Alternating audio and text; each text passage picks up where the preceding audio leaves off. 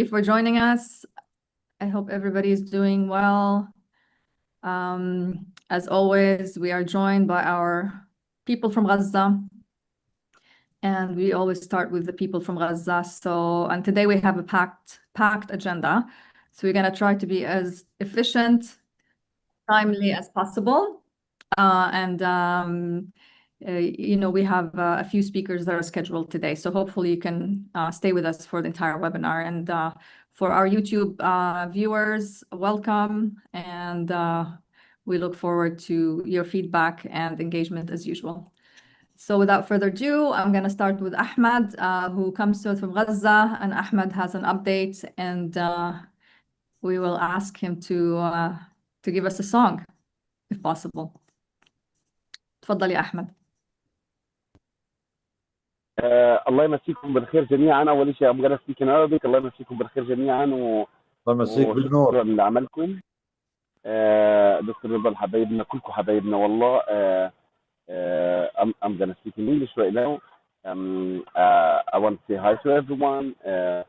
I'm gonna give you the update of these 3 days, what is going on really. I'm afraid. The first thing, I'm really afraid because I don't know if we can displace again or not, because they are talking about more land in Gaza City, and I think the yellow line is gonna forward more and more. Ahmed. Yeah. The audio is not very good. I'm just wondering if you can take off your headphones. Okay. And see if that makes a difference.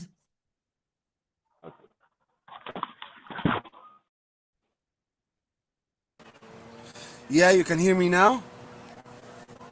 Yes. Yeah, okay. I want to tell you about what is going on in these 3 days. I'm already afraid, and all the people in Gaza City afraid, because the news is already, it's not true, but I think it's not pressure. They are continue their plan for occupy all the Gaza Strip. But we're afraid that we're gonna displace again, and they're gonna just stuck us in the south, and there's a lot of people right now in the north Gaza, in Beit Lahia, in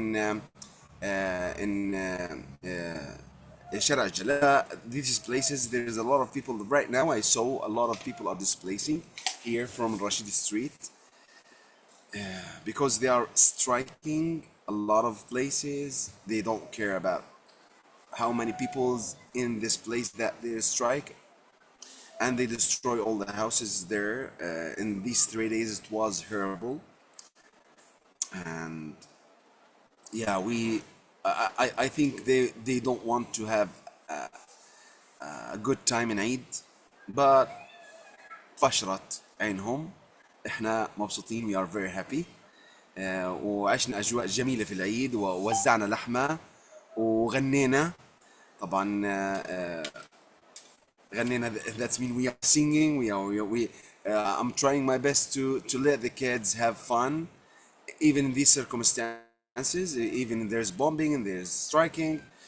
So yeah, this is the update here, and I think in the coming days, if there is no negotiation about Gaza, they will occupy 10% of Gaza land, and it's going to be more and more. I hope they will not succeed in their plans, and inshallah they will not. Inshallah. Okay, I'm gonna sing a song. It's called, I don't know if I sing it to you or not. So today I'm finish the video clip of We Will Rebuild Gaza. It's only a few steps to have the final.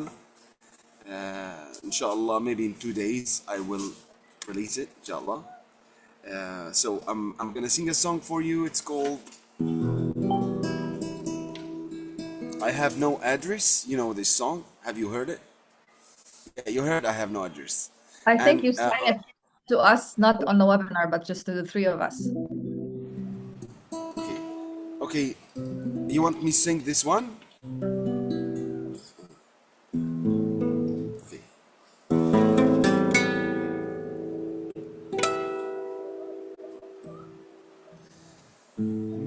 إلي عنوان نازح في المكان، والمكان بعيد عن بيتي أكيد، عندي جار جديد بس طيب أكيد.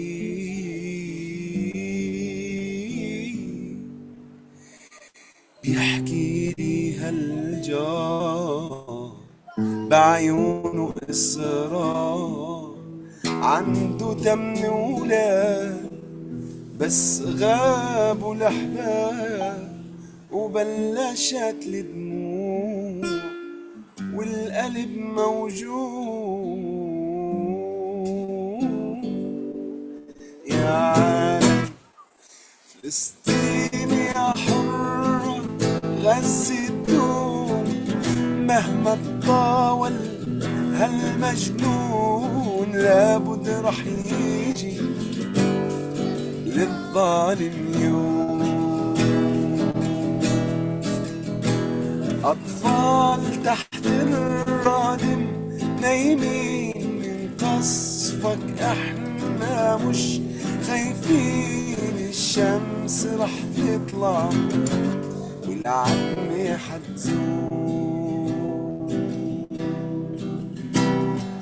Free, free Palestine, free, free Palestine, free,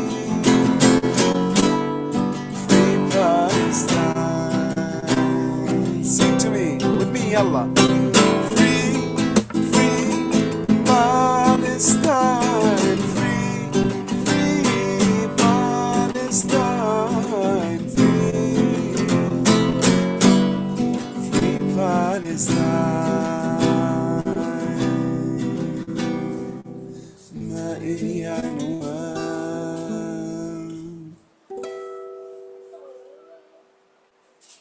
Amazing. Yeah, Thank you. شكرا you're شكرا. welcome. Can you do the last part, Free Palestine, so we can all sing together? Yeah, we can do it together. Yalla, And I'm please, going to let's do change it the together. gallery so we can all see each other. Yeah, I did not want to interrupt you. We wanted you to have the full song on your own, then we can do something together, all of us. فلسطين يا حرة، غزة الدوم مهما تطاول هالمجنون لابد رح يجي للظالم يوم. أطفال تحت الرادم نايمين من قصفك، احنا مش خايفين الشمس رح تطلع والعتمة حتزول. Together. Free, free Palestine, free, free Palestine, free, free Palestine, free, free Palestine, free Palestine, free Palestine. Free Palestine. You're amazing, man. Ahmed, thank you. Thank you. You're welcome. I just want to share with you a song. It's coming to my mind for Fairuz. This song, it's talk about a story that I have with the kids, that someone of the kids has a friend, and in this war he disappeared. He don't know he's died or he's dead or where he is. So I remember the song of Fairuz, Ana Shadi. You know this song? We love I love this love song. this song. I love it. You have the best taste of the world, man. من زمان أنا وصغيري كان في صبي يجي من الحراش يلعب أنا وياه، كان اسمه شادي. أنا وشادي غنينا سوا، كبنا على التل طرنا بالهوى، كتبنا على حجار قصص صغار ولوحنا الهوى. ويوم من الأيام ولعت الدنيا، ناس ضد ناس علقوا بهالدنيا، وصار القتال يقرب عالبلاد، والديني ديني.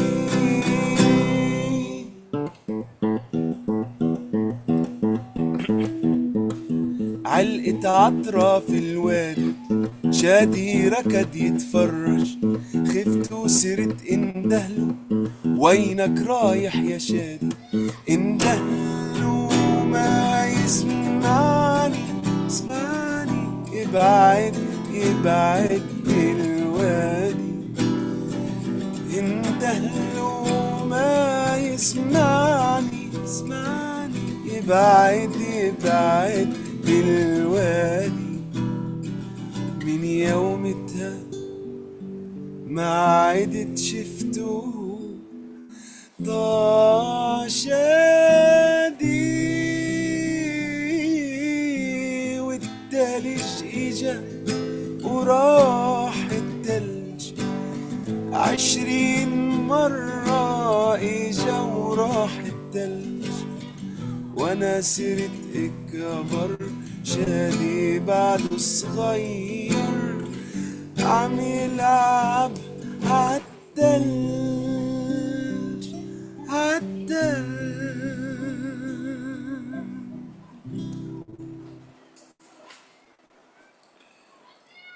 Yeah. Thank you so 20 much. مرة اجا وراح الثلج، وانا بعد واحنا بشكرك شاد. 20 مرة والله 20 مرة شفنا حرب. واحنا عم نكبر وشعدي بعده صغير. But Palestine will be free. 20 times, إن 100 شاء times, الله. a century, 2 centuries, Palestine will be free with people like you, like all our people in Gaza and Palestine, and all the people of good conscience all over the world, all the supporters of justice, freedom, humanity. Palestine will be free. It might be too long, إن might شاء be الله. 10 years, 20 years. We might have to wait for so many more winters to come, but eventually the sun will come back and the shine of إن شاء الله. freedom You know, will visit Doctor, all of us. I'm always have a hope and never lose hope. I know, I have a vision, like dream, that we're gonna come back. We're gonna go back and we're gonna rebuild. I think it's only a little bit of time.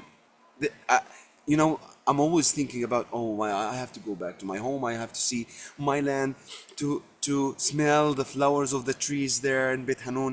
Really, I miss that. So I just pray and go to sleep. I saw that we will go only it's 8 months. We're gonna go there back and we're gonna rebuild. Bismillah. Okay, so Inshallah. since you keep talking about I never lose hope. since you keep talking about rebuilding, let's sing that also, rebuild Gaza. Then we move with our speakers to share more. Inshallah. Yeah, let's sing it. Can you sing it, please? Let's rebuild Right Gaza. now? Yeah, not now. Yeah, yeah, يلا. yeah. Matter you keep saying rebuild. We have to do it. Just I can play it here. I can play it with the Zoom. You can hear it. Yeah? Yeah, sure. But Or I can't. I would rather Do hear. you want to So play he finished the song, the video, you mean? I would love to see it actually. If you want to debut with Dag, that would be amazing. not the video, not the audio. I can play the audio. You can hear it. I can share it with Zoom. Yeah, try. Yes. Try now. Yes. How more share? Just let me know. I forget. Share it. Start share. No. Just make sure you pick the sound on the right side. There's Okay. an option. Share with sound. Where is the button of sharing? I think here. No. So let's sing it live. But you can also send it to me if you want, and I can. Okay. Okay, Send it let's to think one live of right them. now, and it's a wave file. Okay. It'll take It's time. 1 GB خلاص wave let's files because bring it's the it live. video. So Bring I'm it gonna live. send you the MP3 maybe after 1 hour, okay? But I just want to play it here, okay? Okay.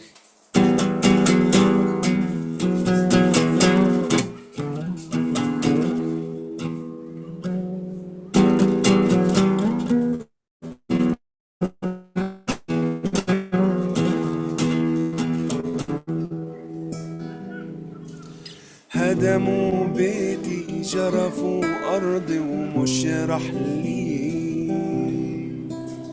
جوعوا شعبي قتلوا أملي بس صمدي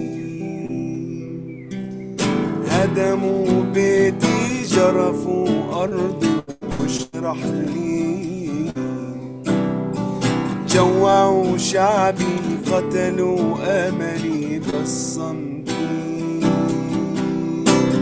رغم الأسى رغم الدمار والتهجير والحصار لازم يرجع لك يا دار شعبي صامد ما بينهار راح نعمرها غزة الأحرار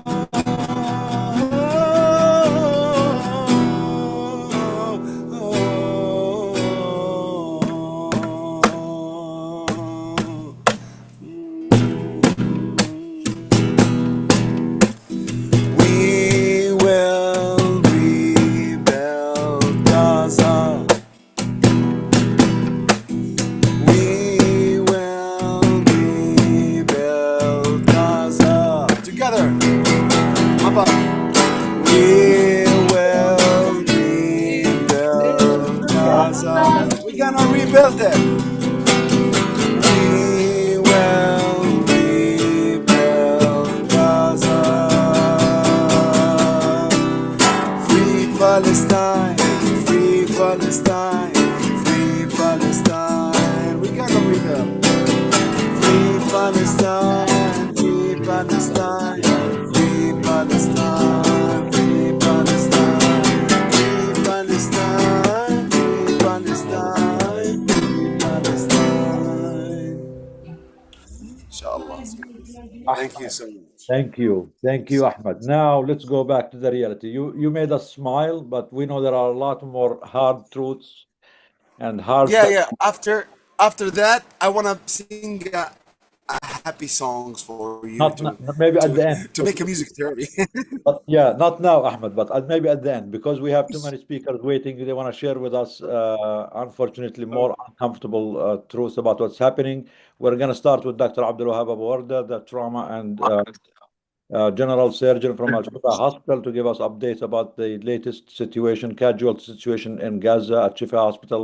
As you all know, despite the Holy Eid, the holy days, the genociders, the killers, the war machine, the genocidal nation of Israel continued its brutal attack on civilians and children and women non-stop, especially in the last few days. So Dr. Abu Warda is going to share with us what is happening, what kind of casualties, how many casualties have been receiving at Al Shifa, and how's the situation there. أهلا دكتور عبد السلام الله. عليكم. وعليكم السلام. كل عام وانتم بخير. وانت بخير، كل عام وانتم بخير، الله يحميكم. I want to take about the last update about the situation here at Gaza Strip, mainly at the north. Every day we received multiple wounded, multiple patients due to bombing. The bombing back since around 10 days or more than 2 weeks, around 2 weeks, the bombing back every day, usually every day, every moment. Until now, if you hear the ambulance and bombing until at this moment. So every day now the bombing back every moment. We receive a lot of patients at Al-Shifa Hospital. Yesterday we received around 25 patients after explosive injury. Some patient did before arrive to hospital. Another patient we did with patient by bilateral lower limb amputation, upper limb amputation. thoracic injury, abdominal injury, brain injury. So every day now we receive large number of patients until this moment. The bombing back again as the first day of the war. So the situation is so bad, so dangerous here. We face a lot of problem at the situation at the Shifa Hospital. We need medical team, we need medical staff, we need everything for Shifa Hospital. So now the situation is so bad. Thank you, Dr. Abdul Wahab. Do you have the supplies? Do you have the medication, the equipment? Yeah, we have some supplies, but not a lot of amount. But until now, we have some supply. Alhamdulillah. But people are feeling like things are getting really worse. It feels almost like the beginning, the other Yeah. the war that you're As the war begin again, yeah. And some people now evacuated from North and East Gaza. Some people due to the bombing. No order for evacuation, but some people leave this area due to dangerous now. So And Doctor, are there any specific patterns, مثلا children more targeted or type of injuries? Is there any kind of most common of cases we received children between 12 to 20 years. Most of cases, children and women. Abdul Wahab, do you know that Muhammad Majdi Abu Warda, I don't know if he's one belonging to his family now, Yeah, he Ibn passed Ammi. away. He was Now. killed. ابن عمك عظم الله أجركم. شكرا والآن الله صاحب. استشهد في القصف اللي كان في المينا. لسه عمال بيقرا الخبر مظبوط. Dr. Abdul Wahab, مين محمد؟ شو بيكون؟ عظم الله أجركم. يعني بني عم. So the cousin of Dr. Abdul Wahab was just they just announced in the news that he's passing. So عظم الله أجركم. Sorry for your loss. If everyone wants to say sorry for your loss for Dr. Abdul Wahab, he just lost his cousin too. And as Ahmed said, everyone in Gaza is scared. He can be the next target because the world continue to be silent. The world continue to allow this crime. And we always say the people of Gaza are strong, people of Gaza are resilient, but I mean, they are still human beings. And there's a limit to how resilient you can be. There's a limit to how much we expect them to be. We really need to do more. We need to hold those criminals accountable. We need to sanction them. We need to stop sending more weapons to them. This criminal nation, these are psychopaths. They will never stop on their own. They will never all of a sudden, have a moral awakening that, oh, maybe we should stop killing more kids and women and innocent people. These are mentally sick. These are psychopaths, and that is the pattern of genocide all over the history. The world really needs to do more. We cannot just continue to expect the innocent people of Gaza, the civilians. There is no weapons, there is no army, there is no one to protect them, to continue to face with their bare bodies, bare skin, the most lethal, the most cruel, the most, destructive weapons of the world, especially made in the United States, Britain, Germany. sorry آسفين على فقدان قريبك يا عبد الوهاب. عظم الله أجركم. شكرا الله صاحب. Can anyone say sorry for your loss for Abdul Wahab, please? عظم الله أجرك دكتور عبد الوهاب. شكرا الله صاحب. إن شاء الله. Sorry for your loss. عظم الله. Yeah. Now, My condolences. thank you. Now, more horrific updates from our colleague Iyad Amawi, the coordinator of NGOs in Gaza and also the coordinator of DAG, and Mr. Amawi. He's an engineer, not a doctor, but everyone is a doctor against genocide. If you fight genocide, you are a doctor against genocide. So, أهلا وسهلا Iyad. أهلا بك دكتور نضال. We are actually at the beginning, on the behalf of the world. We all apologize to the people of Gaza. We are betraying you. We are letting you down.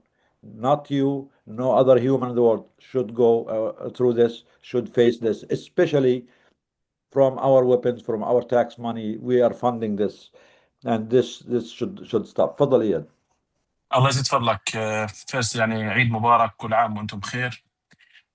Really يعني appreciated your attendance and your repeated invitations and hosting me. Really, the horrific situation here, Dr. Nidal, my colleagues, Gaza at the breaking point, really. How I think how the foundations of life have become the center of humanitarian crisis. Amid the constant focus on casualty figures and the widespread destruction across Gaza as far more dangerous and complex dimension of the crisis, often receives insufficient attention. The issue is no longer limited to war in its conventional sense, as my colleague mentioned a little about the progress and invasions and the threat for expanding, controlling more than 60%. The normalizing for hearing the controlling and military operations is not normal, nor solely to the immediate human losses caused by the military operations. It has evolved into gradual and comprehensive collapse of the very foundation that make human life possible. Today, more than 2.5 million Palestinians in Gaza are not only living under bombardment, really, Dr. Nidal and my colleague, they are confronting a reality in which the essential conditions for survival are eroding day after day. Water is becoming scarce. Food is increasingly difficult to obtain. Healthcare systems are struggling to function. As I mentioned in my last report, when we sit with the municipalities here, infrastructure is deteriorating and environmental and public health risks are rising at an alarming pace. While these challenges are often discussed separately, field realities demonstrate that they are deeply interconnected components of single multidimensional crisis threatening the survival of an entire society, especially for displacement people and repeated evacuation order as happened yesterday in the middle governance here. We will talk about water and really appreciated your support for drinking water for more than 10,000 people.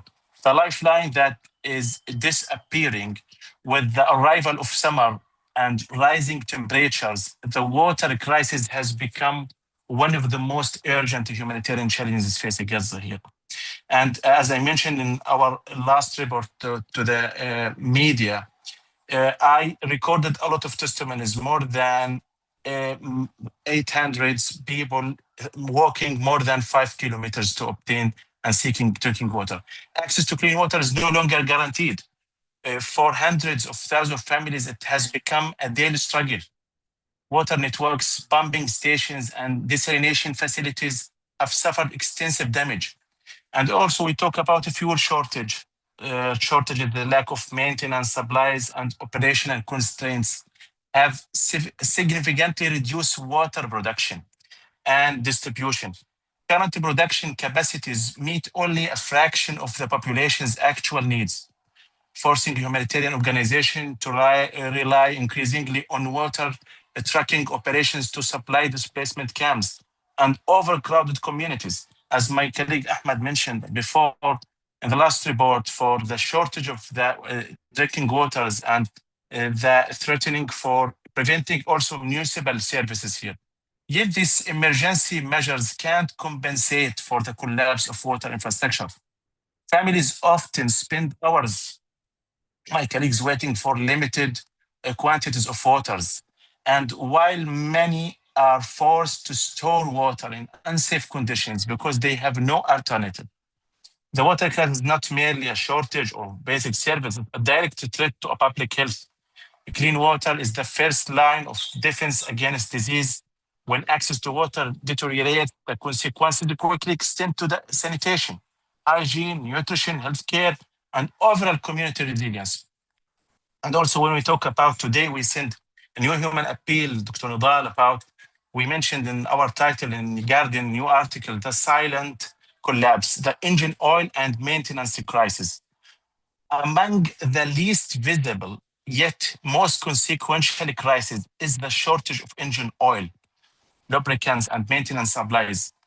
As engineer, at first glance, engine oil may seem like a technical issue. In reality, it's a humanitarian issue. Engine oil and maintenance materials are essentially for the operation of hospital generators, the water pump, sewage system, ambulances, relief vehicles, and critical infrastructure throughout Gaza. Hospital also, maybe my colleagues, Dr. Youssef, Dr. Abdul Wahab, maybe mentioned more than from their perspective, but hospital generators require routine maintenance to remain operational. The hospital of Martyrs Al-Aqsa and Deir al-Balah sending a new human appeals, repeated appeals for the misfunctioning generators. Water pumps require lubrication and replacement parts, and ambulances and all of the department in the hospital and remaining medical centers. As supplies disappear, signs of mechanical deterioration becomes increasingly evident. And equipment is operating far beyond recommended maintenance intervals, often under extreme conditions every day without proper maintenance. And this is very important note, my colleagues. Each delayed repair reduces the ability of service providers to meet growing humanitarian needs. And each mechanical failure further weakens water system, healthcare services, transportation networks, remaining networks also, and sanitation infrastructure. A seemingly simple shortage is therefore producing consequences across nearly every aspect of civilian life. And when we talked yesterday night about displacement and the repeated evacuation order, people here in Gaza, my colleagues also, it's a very important new issue. Displacement in Gaza often picture tense and formal displacement camps, but however, another reality receives far less attention. Thousands of homes that remain standing are now sheltering far more people than they were ever designed to accommodate. Many families have taken relatives, neighbors, and displaced households who lost their homes elsewhere in all of the Gaza. These individuals are displaced as well, yet their needs are often less visible as more people share limited living spaces. Pressure on water, food, sanitation, healthcare, and household resources continue to intensify. At the same time, repeated evacuation order, what's happened before 3 days within the first day of Eid, they evacuate the eastern part of the middle governance here to move again and again, preventing any meaningful return to stability or normal life. So displacement has become not a temporary condition, but a continuous reality. And in our previous research about the displacement people, we will talk about the last issue about the environmental that produces disease. As sanitation services deteriorated, waste accumulated, and I will mention again to Nidal, the Israeli forces still preventing waste accumulate, and preventing it and to collect it in the Rafah, in the Sofa, that is prepared very well for recycling process for the municipal services until this time. So when we talk about system sewage struggle to function and population density rises, Gaza face another growing threat, that emergence of an environmental that actively generates diseases.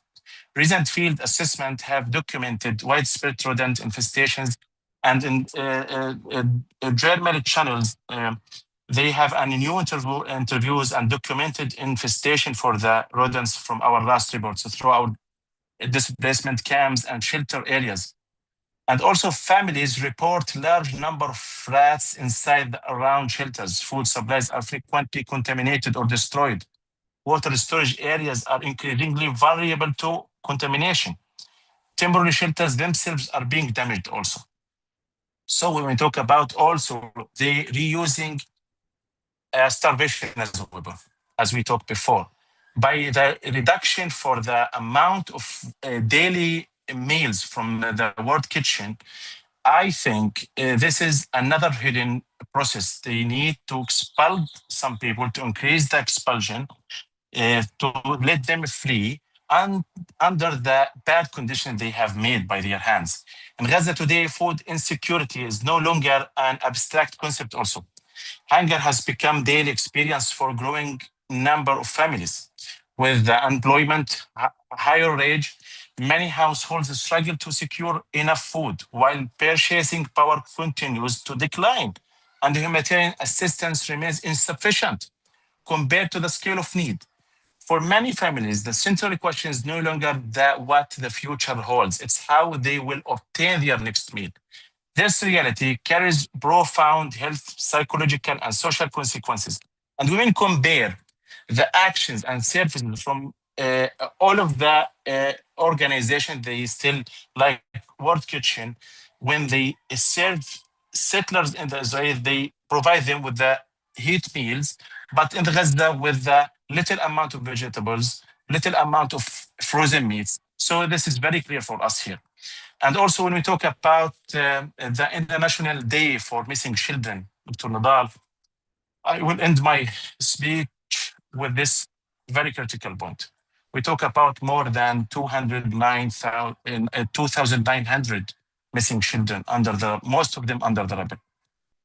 And 200 of them, they under the detonation without any announcement, without any information. So when we beyond casualty statistics lies another deeply painful reality. The fate of missing persons, thousands of families still don't know what happened to loved ones who disappeared during military operations and genocide or remaining trapped beneath rubble. For these families, uncertainty has become a form of suffering in itself. Parents continue searching for answers. They send human appeals. They fill a lot of forums over the internet, searching their children. They have slightly little hope that maybe we're still alive. But most of them, in our estimation and our other NGOs' cooperation, their estimation, those children under the rebels, with the sadness. Many have denied even the ability to recover, identify, or bury them loved ones the dignity. The emotional and psychological consequences of this uncertainty will endure long after the immediate crisis has passed. And so when we talk about survival and departure, as the Israeli occupation ministers mentioned, they will expand the military occupation for more than 70%. That means they just let us live in 30%. This is horrific and brutality and under the pressure over the municipal services, remaining municipal services also. And also, yet the concept of choice becomes deeply problematic under the conditions of war, genocide, siege, displacement. And they use the aid as a starvation, as a weapon, and another idioms that they created. So they follow very well calculated policy, hidden policy to implement the expulsion. When they talk about voluntary immigration, is not voluntary. They force us. They need to force us. So we need to increase awareness, to increase public awareness, increase the pressure in international public opinion, like your efforts. Really grateful for DAG and others, colleagues. They increase the pressure, Congress meetings with the Congress members, and transfer the real suffering, the reality. We here under the ongoing catastrophe for more or than 2.5 years. Yesterday night, they hit the homes in middle governance without any pre-alarming. And this morning, we have more than 3 martyrs and 10 injuries, also without alarming them in their houses, in their tents. So they need to confuse us when they sending alarm at some times, and another times they hit surprisings with a bad surprising with the huge bombardments. So this is, I mentioned, Gaza at the breaking point. Perhaps the most alarming aspect of the car is not in a single humanitarian challenges. All of these circumstances, they made it to increase the pressure over civilians, and when they flag, they think that they will succeed. Inshallah, we'll have a resilience, we'll stay over our land, and inshallah, free Gaza, free Palestine. We will not give up. We're your support, we're your stand, Dr. Nadal, my colleagues, everyone, inshallah, will follow your very well-known steps. Inshallah, we will defeat this bad situation and we rebuild Gaza. And I will mention something. The last year, I wrote one of my articles about GHF warehouses. We talked, Dr. Nadal, if you remember that very well. The last year, we expected they will withdraw from Gaza. Alhamdulillah, they withdraw the GHF and they failed. And inshallah, I think inshallah they will withdraw from Gaza, but we need to increase the pressure, to increase awareness, and go ahead. And thank you, Eid Mubarak, for everyone. And Dr. Malik, thank you for your great lecture. Really have a grateful for your information, for consecutive and for continuity. Thank you so much again, my colleagues. Assalamu alaikum. Dr. Malik still here with us? Dr. Malik? Dr. Mansour. Dr. Mansour, yeah. Dr. Mansour Malik. So you're new. I think Sorry, I was muted. I apologize. I'm still here. So you're Thank new. you. Thank you. Thank you, sir. Gaza, and the Gaza people are grateful for your work. So that's شكرا دكتور منصور, شكرا كثير لك. I attend your lecture and summarize it. MashaAllah. That's very great. Thank you, Dr. Amaway. I'm actually grateful for the Gaza people for showing us the humanity that we all need to see. So yeah, stay with us because the second part of the lecture is going to be after 15 minutes. So Dr. Mansour agreed to come back and finish the lecture because there's still a lot of valuable information and principles and foundations that Dr. Mansour is going to share with us. For now, before we go to the lecture, we have Dr. Yusuf Abu Rish. He's the Deputy Health of the Health Ministry in Gaza. Dr. Abu Rish, are you with us? Hello, Dr. Yusuf? Dr. Yusuf? Assalamu alaikum. So Dr. Yusuf is going to share with us more about the details of Dr. Wahab cousin who just died. The details are even more horrific than we thought of. So Dr. Yusuf, please share with us. Thank you. I'll share his pictures and share us any update you have about what's happening in Gaza. Thank you. Actually, this is the story of most of the people here in Gaza. Whenever you mention that one of our people murdered or killed, or actually, this is not the end or not the beginning of the story.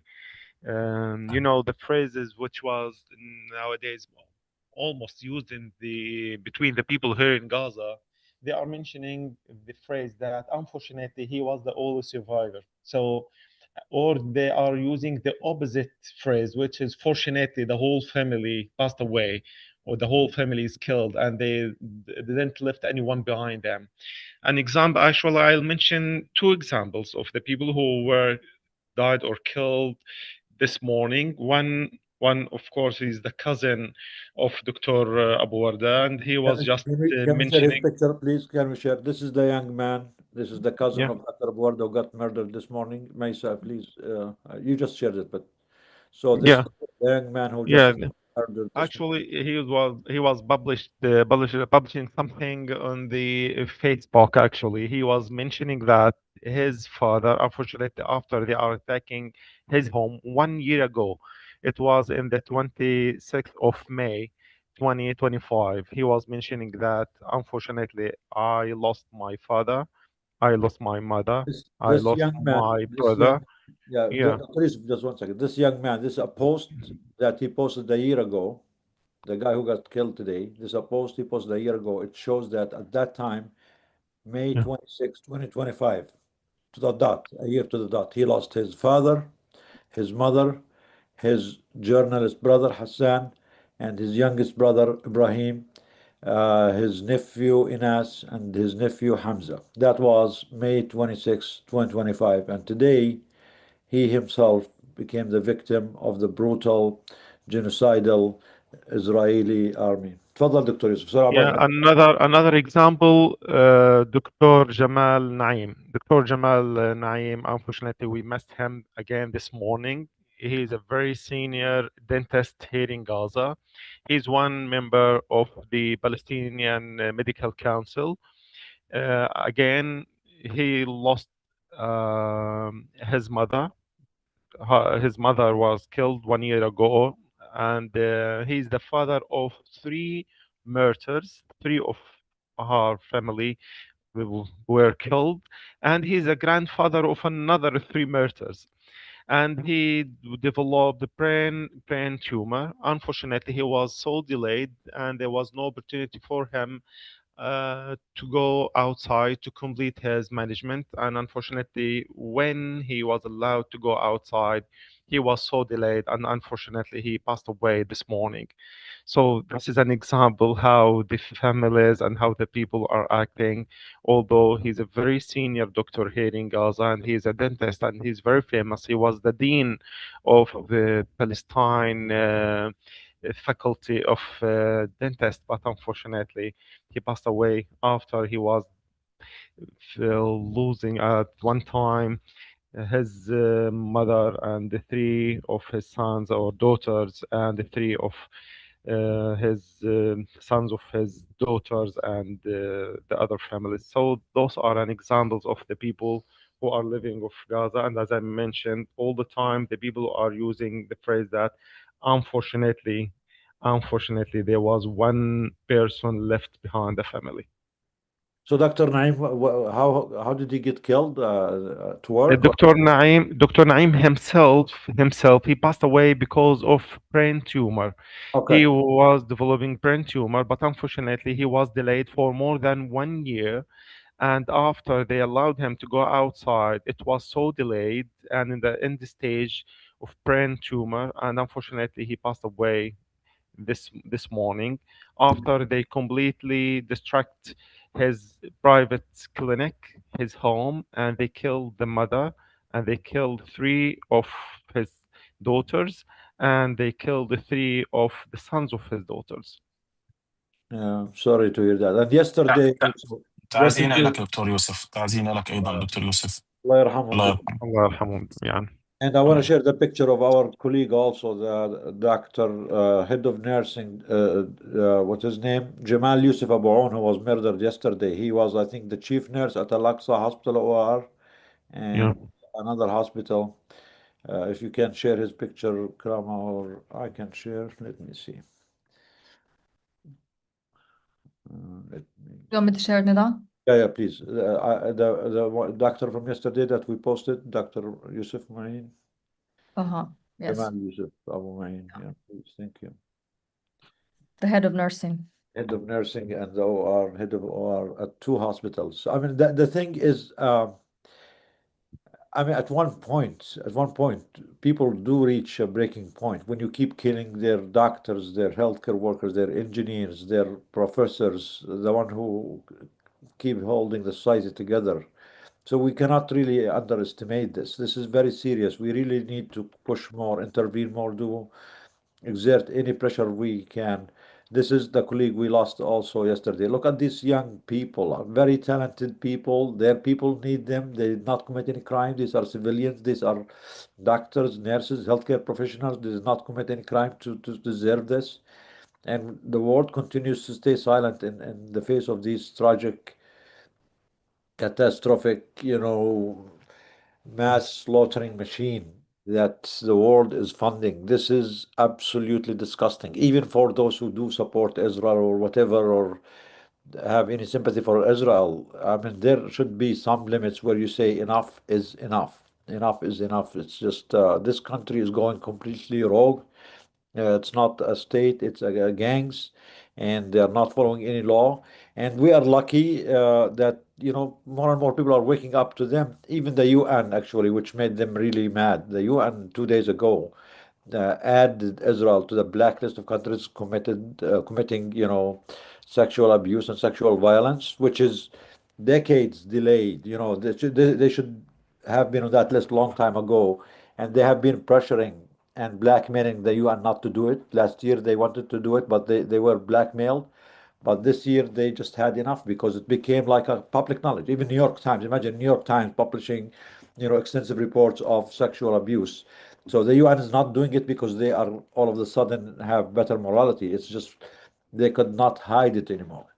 And even with this, Israel continues to deny all these allegations. And it's like everything is false. They are the only victims in the world. They are going to be centered. And that is terrible. Dr. Yusuf, if there's any message you want to share with us, please, then we want to go and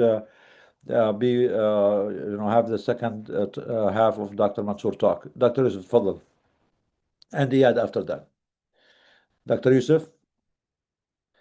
Oh yeah, go ahead with your comment, then we'll have Dr. Yusuf. Okay. Or if he's back, that's fine. Whoever wants to go first is Yeah, fine. I was just send the photo of Dr. Jamal while he's carrying one of his sons, actually, or the son of his daughter, and he was injured at that time.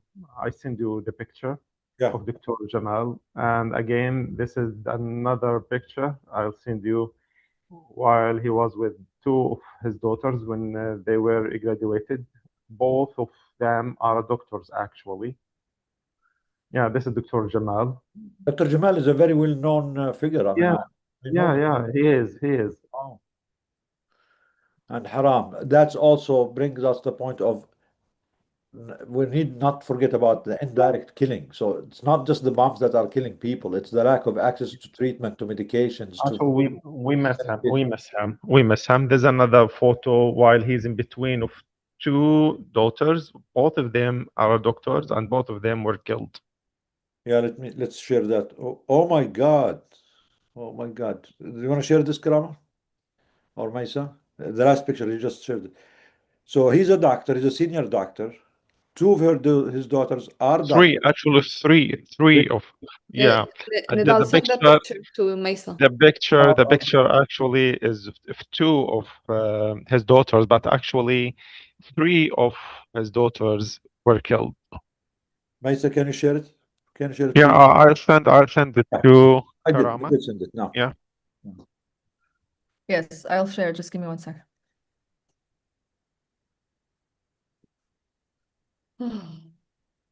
This is insane. This is insane. And they still have the audacity to argue or deny and find excuses. This is the doctor who just passed away because he could not have access to the Yeah. hospital. Two daughters, Exactly. who were both doctors, were all killed, and another one too. Yeah. You know,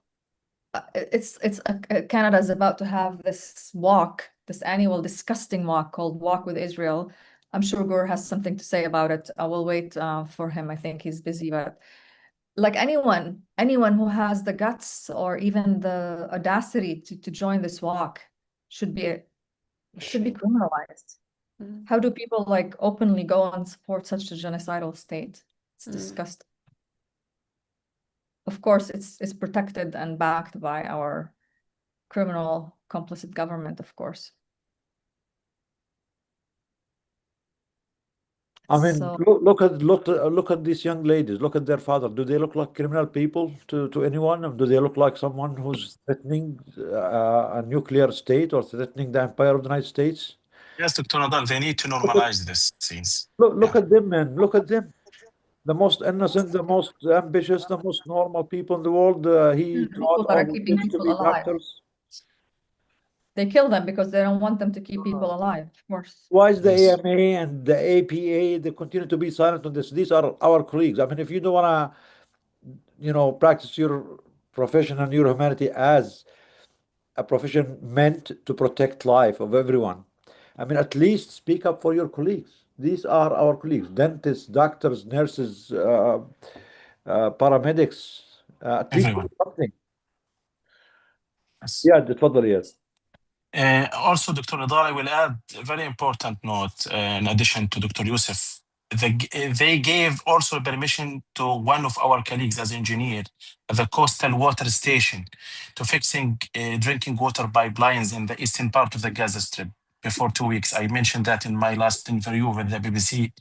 But when he approached that place and beginning to fixing and repair, they shot and killed him directly. So they gave them the permission to go and fix Yes, the pipeline. yes. This is a war crimes. Once he Yeah. and the crew went there to Yeah. try to do the work. Yeah, They, yeah. And they killed all of them. when he reached the yellow line with the coastal water station that and with other colleagues with the municipal services, they kill him directly without indiscriminations. And we have a full cooperation, full coordination, but nothing work for those evils. Yeah, that's why we have to speak up more. Thank you, Dr. Yusuf. Thank you, Yad. Thank you, the people of Gaza again. We, on behalf of the world citizen, apologize to the people of Gaza and Palestine. We let you down. We betrayed you. You are the most honorable of us. You are the most beautiful people, the most skilled people, the most ambitious people. And despite all of this, we heard Ahmed singing. The people of Gaza love life. They are normal people. They are not superheroes. They are not made of steel. They are not made of iron. They are normal people like us. They have kids. They have daughters. They have sons. They have mothers. They have fathers. They have schools. They have ambitions. Even now, despite all of this, you talk to anyone in Gaza, oh, I want to finish high school. I want to finish my master. I want to finish my PhD. I want to do this. I want to do that. So these are people who are very skilled, very ambitious. They want to just have a normal life. They never stole anybody's land. They never committed genocide on anyone. And despite all of this, we continue to let them down. So speaking up against this, at least acknowledging the crime that's happening to them is very important. And that's why we really Doctor, appreciate Karama. Dr. Mansour coming here. Tfadal, Dr. Yusuf. Go Yeah, ahead. but if you don't mind, Karama, just to put the photo of the daughters of Dr. Jamal and her son again. Okay, I'm sending Those them. are the faces of the people who are killed here in Palestine, actually. Maisa, I just yeah, sent them to you. yeah. Karama, Maisa, Dr. Nidar, my colleagues, they committed now new massacres in Gaza City in the western part. We Oh, have now more than 2 martyrs and more than 25 injuries. They hit the grouped people there with the rocket from the Severance aircraft. I think these are the bombs that Dr. Abdul just mentioned, that he just Yeah, heard I bombing. think that. Yes, Okay. I think that. Yeah. Yeah, this is Oh, Dr. Jamal when he was injured by himself. oh, so even he himself got injured before. Yeah, he was injured, and the photo before another one, please, Dr. Karama.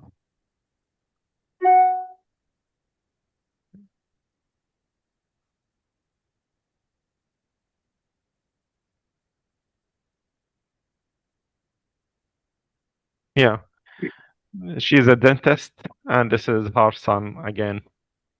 She's the daughter of Dr. Jamal. She was killed by herself, and this is the son of this doctor, this very young and very genius doctor. Unfortunately, all of the family are killed. Yeah, Dr. Ahmed, also, Dr. Yusuf, sorry.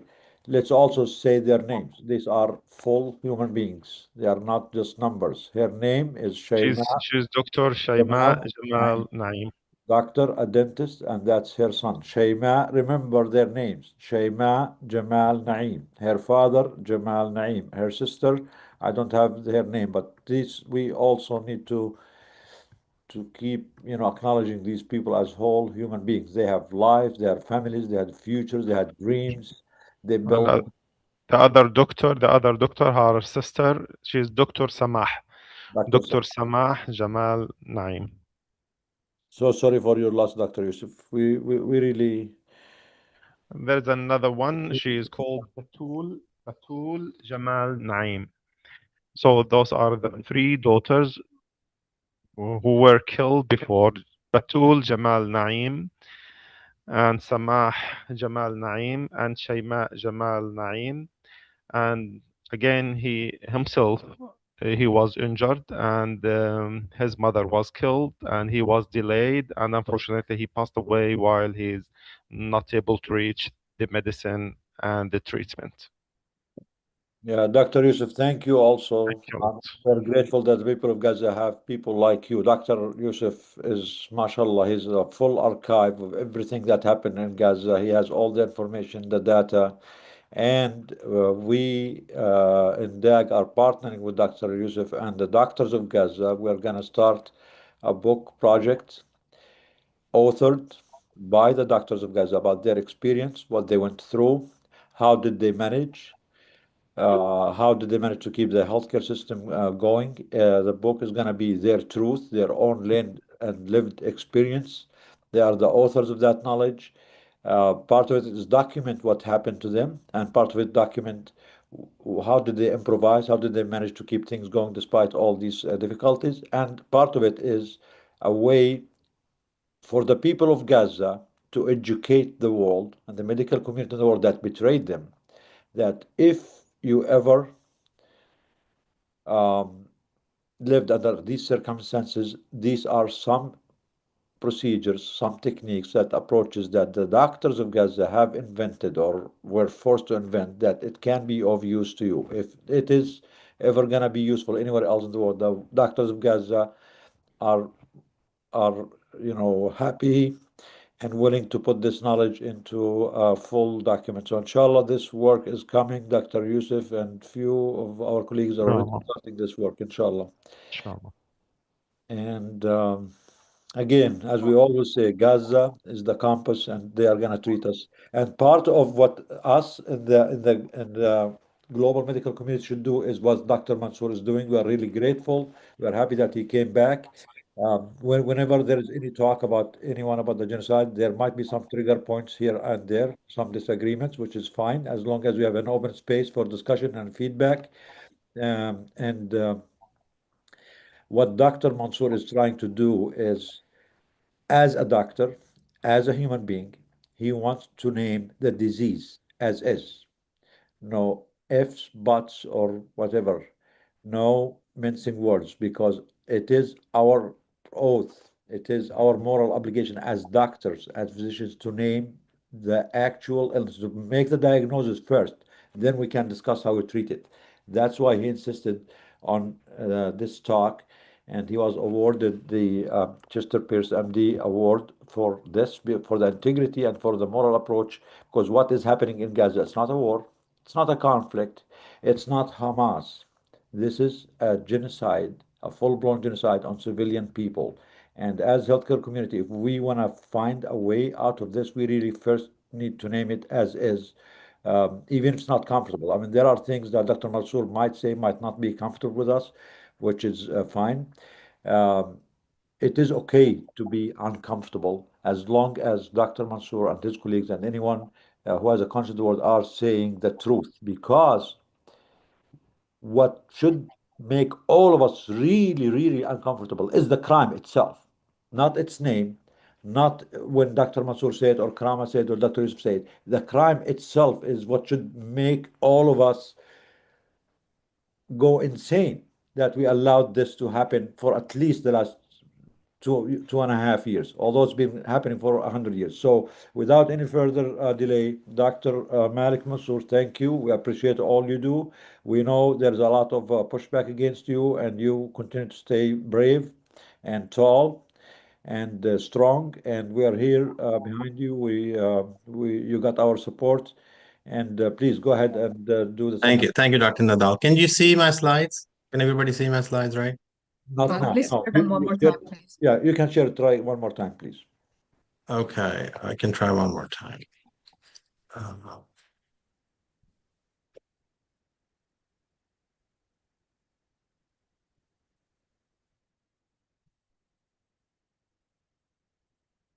Can you see them now? Yes, we can see it now. Okay. Thank you. Okay, great. Well, thank you for inviting me back. I just wanted to finish my thoughts. But before, I want to offer my condolences to Dr. Abdul Wahab and all the wonderful, bright, talented people that Gaza has lost. And this is not the end of the story. Part of my job is really, when I say psychological autopsy, that is a forensic term. That means that we are collecting evidence, we are collecting mechanisms, we are collecting the things or the evidence and all the other apparatus that we can use in the future, to get some accountability for these crimes. If it doesn't happen in a court of law, it will certainly happen in the court of humanity. And sooner or later, the killers, the people who commit genocides, they will have to pay a price. So that's my hope, and that's why really I'm doing this work. And ultimately, we want action. We want action on Gaza. We want we want to stop this siege. We want the humanitarian aid to come in. We want the Gaza children to get education, to get healthcare, and we want this genocide to stop. So we all need to really push for political action. So having said that, last time I tried to explain some of the psychological mechanisms involved in genocide from the lens of Holocaust scholarship, particularly from psychiatrist scholarship that is quite immense. And I also wanted to point out the responsibility of medical profession to bear witness. But today I want to talk the other side of that, which is the denial. Genocide doesn't start with weapons. It starts with an idea. And the idea is to deny somebody's existence, another group, another people's existence. So this is the central theme in denial at every stage. And I also wanted to point out the responsibilities of medical profession vis-a-vis genocide and what their responsibility is. So I want to start with Muhammad al-Kurd, which is a brilliant Palestinian poet and writer. He is actually from Sheikh Jarrah neighborhood in Jerusalem, and his family was expelled from there. So he grew up seeing all these atrocities against the Palestinians. And he wrote a book called Perfect Victims. I think it came out in 2024, in which he points out that when Palestinians say something, when Palestinians point to their own condition, nobody gives them any credence. Palestinians can only speak through the lens of Western people, Western scholars, or somebody else who is impartial. They're always suspect. And a good example of that is the Palestinian victims are considered terrorists, and Israeli terrorists, they are considered victims. So this dichotomy is really the epitome of denial that we see.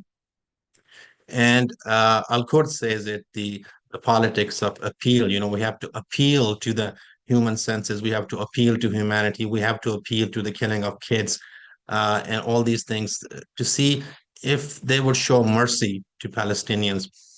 But the point he makes is that the genocidal violence that does not spare kids does not think that they are innocent. So we have to stop this framing and really elevate Palestinian voices wherever we can find them.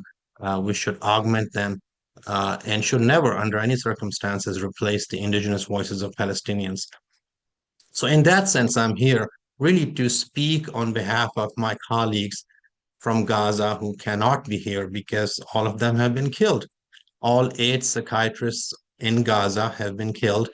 20 or so psychologists have been killed.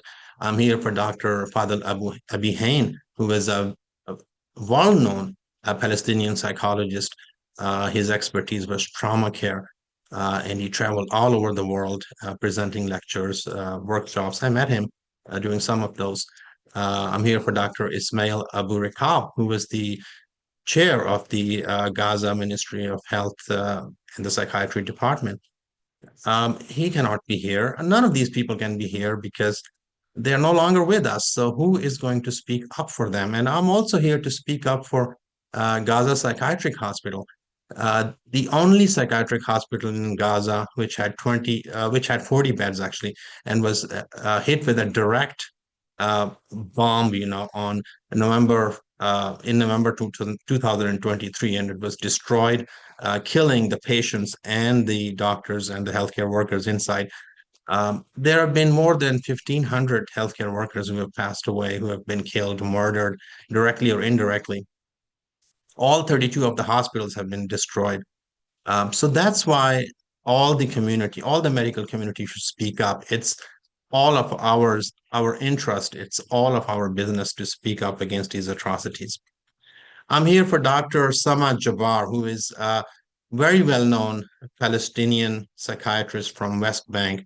She's author of 6 books and counting, and she has written numerous articles. She wrote a very influential article on the Palestinian response to Gaza mental health crisis back in 2024 in Lancet, which was very well quoted. Recently, she came up with a book called Radiance in Pain and Resilience, which talks about the Samud, the resilience of the Palestinian people. And I was struck by something that she wrote in one of her essays. And this essay was titled Little Gaza's Message to Earth. And it said, these kites of hope in a realm beyond this mortal plane, a little Gaza exists in paradise. There, amid the golden glow of eternal sunshine, the souls of those who perished in the brutal genocide found solace and sanctuary. So she writes beautifully, and she's well known all over the world. Right now, she's getting a doctoral degree, honorary doctoral degree from a university in Norway. She cannot travel to the US for obvious reasons, and that's why I want to present her voice.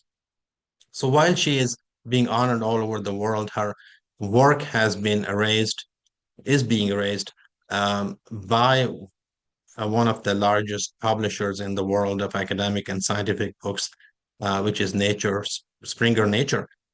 She wrote a chapter that was, I actually wrote a chapter on the request of the editors of this book on Islamophobia and psychiatry.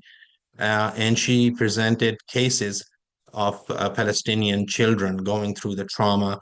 And she used the word genocide in the title of the chapter. This book was published. It was already published in print and online. And then hate campaign started against this chapter.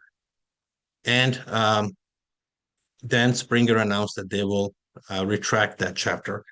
All of the authors, including myself, we protested very strongly, and many of us demanded that our chapters should also be retracted if this chapter is not going to be included. This matter is still pending with Springer, and we are trying our best to elevate Dr. Jabbar's voice.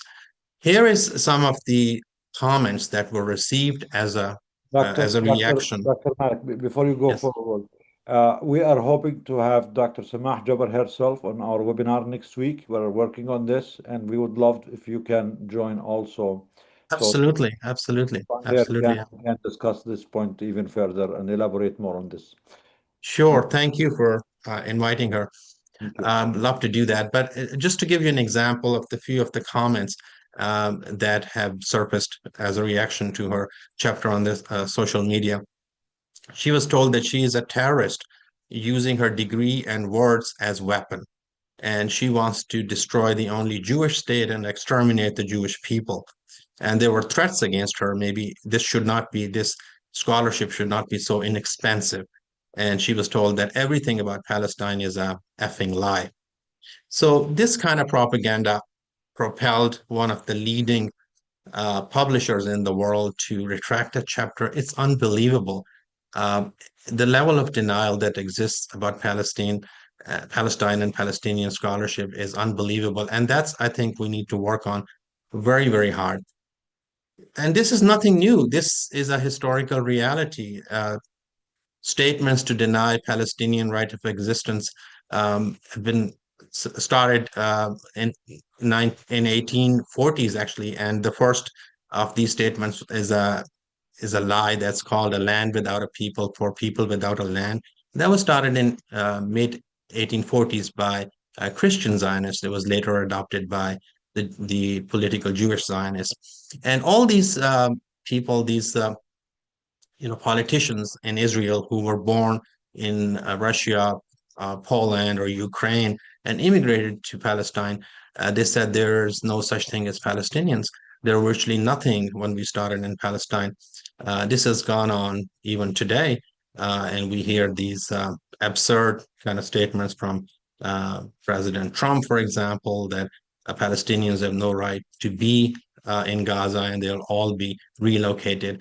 This is the basis of genocide. This is how a genocide starts, by denying a people's their right of existence. We can point out to a lot of historical evidence. We can show Palestinian coins before 1948. We can show, Zionist movements calling themselves Palestine colonization. We can show stamps. We can show 1941 UK, or at that time Britain, Foreign Office statement issued to Mr. Ben-Gurion, who was the first Prime Minister of Israel, stating that he was a citizen of Palestine and was the chairman of the Jewish Council in Palestine.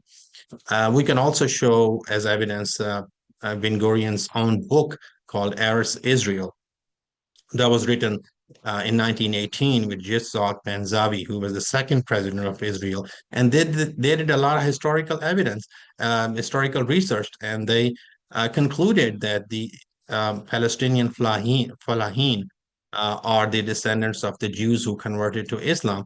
This was a way to show Jewish claim to the land of Palestine. We can also point out that there's never been any book about large-scale expulsion of Jews from Palestine after the 638 Arab capture of Palestine, despite the fact that the Jews, that the Zionists have published a very large number of literature, propaganda literature, but they've never been able to come up with any historical evidence because there isn't any historical evidence that points to that direction. But why do that? Isn't that enough that there are 15 million Palestinians all over the world?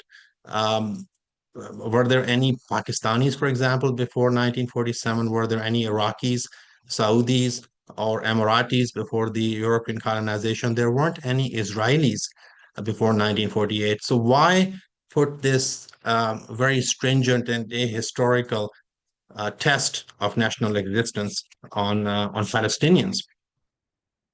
So Edward Said was the first person to make a link, a first scholar to make a link between settler colonization and Palestinian struggle. And he started this movement, which really translated into post-colonial studies and is a very robust area of study now.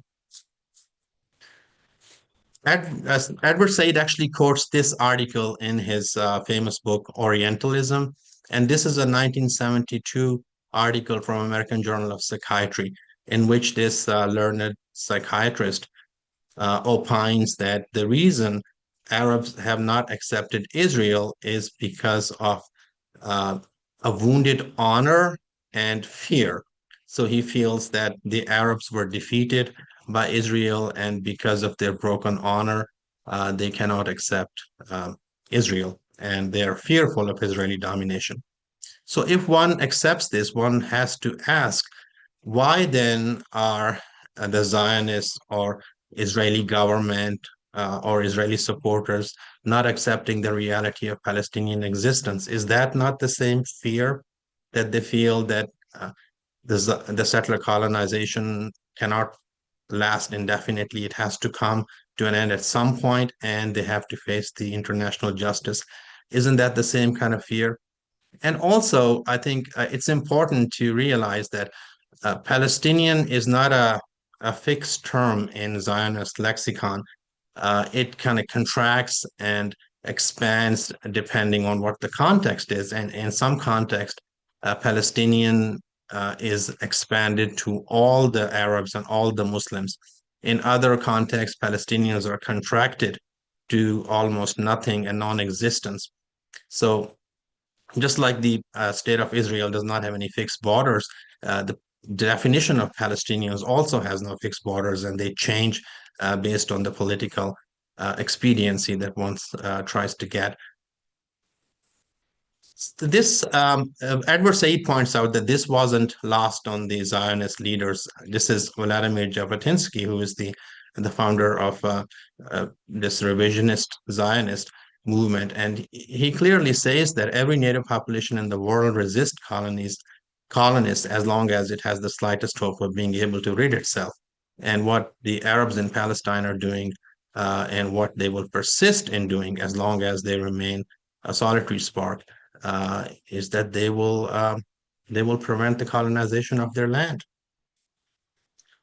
There's a very interesting example in Professor Rashid Khalidi book, 100-Year War in Palestine.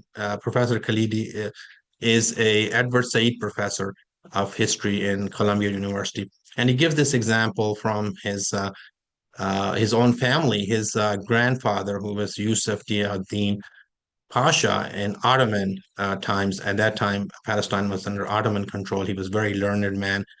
He spoke many languages, and he wrote a letter in French to Theodor Herzl, who was the original kind of father of Zionism, in which he was very sympathetic to the plight of Jews in Europe, and he expressed his sympathy and solidarity for the persecution of Jews in Europe, and he accepted the Jewish religious claim to Palestine, but he warned against a large-scale immigration because he said if this happens, then the conditions will be provided that will transform Palestinians into the same kind of situation that's happening to Jews at that time in Europe. And I think he was very, I'm sorry, so he was right in his prediction. And Theodore Herzl, of course, he dismissed that and he said, who would dream of sending you away? While he wrote in his diary that both the process of expropriation and the removal of the poor must be carried out discreetly and circumspectly.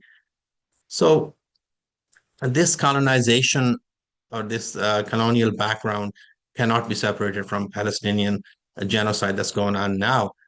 Look at this Balfour Declaration, which is considered kind of the humanitarian declaration. At that time, 94% of the Palestinian population was Palestinian, and they were just described as non-Jewish communities in Palestine. Their existence was negated. Nobody asked them if they wanted their land to be divided and how they wanted it to be divided, if they wanted the Jewish immigrants or didn't want the Jewish immigrants. They weren't given the right of self-determination that was given to all of the other states in the post-colonial period. And that's the basis of this conflict. This is a post-colonial conflict. It's not a religious conflict in the sense that Jews had always been present in Palestine and they have lived harmoniously with Muslims and Christians. And this then leads on to more and more atrocity and finally to genocide. And this kind of has a predictable pattern. It starts from colonization. We have seen this in other situations. But then the colonization leads to the epistemic erasure, or knowledge production of the indigenous community. It leads to dehumanization. Then it leads to social and legal and social exclusion, normalization of cruelty by larger and larger segments of society. It leads to the complicity of killing by the society, and ultimately it leads to the genocide. So this is a predictable historical pattern that we have seen in many other places, and now we are seeing in Palestine. But the important thing to consider is that the level of denial actually increases as the level of atrocity increases. So the only way to carry out these atrocities is more and more vigorously deny the existence of the indigenous people, their rights, and to justify their elimination, their extermination. This lady is Samantha Power. She wrote a very influential book in 2002 called Problem from Hell. And this was on the Rwanda genocide. She analyzed how did the world let the Rwanda genocide go on, despite the fact that this was well known. There were reporters in Rwanda at that time, but nobody took any action, and the killing carried on for almost 100 days. And so she analyzed that beautifully, and she became famous then. She went into the Obama administration. She went into the Biden administration. She was very close to both Biden and Obama, and she worked as a director of the U.S. aid during the Biden administration when the genocide in Gaza was happening. Despite her scholarly background and her analysis of the genocide, she never said a word about Gaza. She never said Gaza is a genocide. Why is it? Why is a person like this, who knows the ins and outs of genocide and complicity and how these large-scale atrocities are allowed to happen, did not say anything about Gaza? And she should have known that Gaza appears to meet all the 5 criteria of the Genocide Convention. She should have known that the ICJ has already accepted the plausibility of genocide. So the excuse that the genocide has to be declared by the ICJ before we can call it a genocide is not a legal argument at all. She should have known that the obligations of Genocide Convention of 1948 are triggered at the time when a state learns or should have learned the serious risk of genocide. And this was in the 2007 Bosnia versus Serbia decision. So she knew all these things, but she denied it. So the question is why? So the denial works at different levels. There is the literal denial that that the Israelis often use against Palestinians. They just deny nothing is happening. There's no famine. There's no killing. There's nothing. There's just all propaganda, and there's nothing really happening. So that's a literal form of denial. Then there is the interpretive denial, when we accept some of the facts. Yes, people are getting killed, but it's the Hamas who is killing people because they're using them as human shields. Well, it's a complex conflict. It's a dirty war. People on both sides get killed and all this stuff. And this is the kind of interpretive denial that the governments usually use. And then there's the implicitory denial. Uh, then we know what's happening in Gaza. We know it's mass killing, it's potentially a genocide, but we don't do anything about it because it's too inconvenient for our own self, for our own, positions. Politically, it's inconvenient. It's better to stay silent than to have inconvenience or backlash. And that's the kind of denial these scholars, these people who are very, very learned about this whole process have unfortunately used. Um, and then it doesn't really matter. You don't have to deny the atrocities altogether in order to deny them. The point is to cause enough confusion, enough semantic and moral distance from the atrocities so you can plausibly provide another explanation. For example, if there's one sniper or one Hamas operative who attacked from one building, that's enough to justify then the whole killing for 2.5 years, because you never know, it could happen again. So this kind of uncertainty, creating this uncertainty about a moral situation is also an act of denial. And it doesn't help if there is abundance of evidence. If we can show more and more evidence, that actually confuses people. And this can be called facilitated denial, because human brain has only so much power to analyze facts and figures. And after a while, it gets overwhelmed. So that's another way to facilitate denial. Give them too much information, bombard them with information, make them numb so they can be in a situation of psychological paralysis and institutional inaction. And that's also, we have seen that happening. Another reason why genocide is denied is that because accepting the premise of genocide then carries some obligations on the part of the government and part of the civil institutions and even ordinary citizens.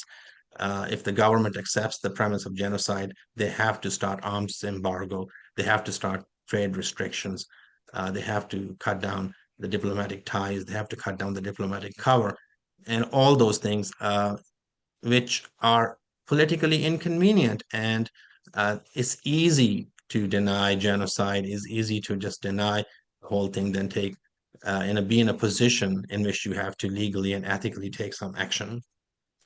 But it doesn't really matter, because under our government, there are already laws.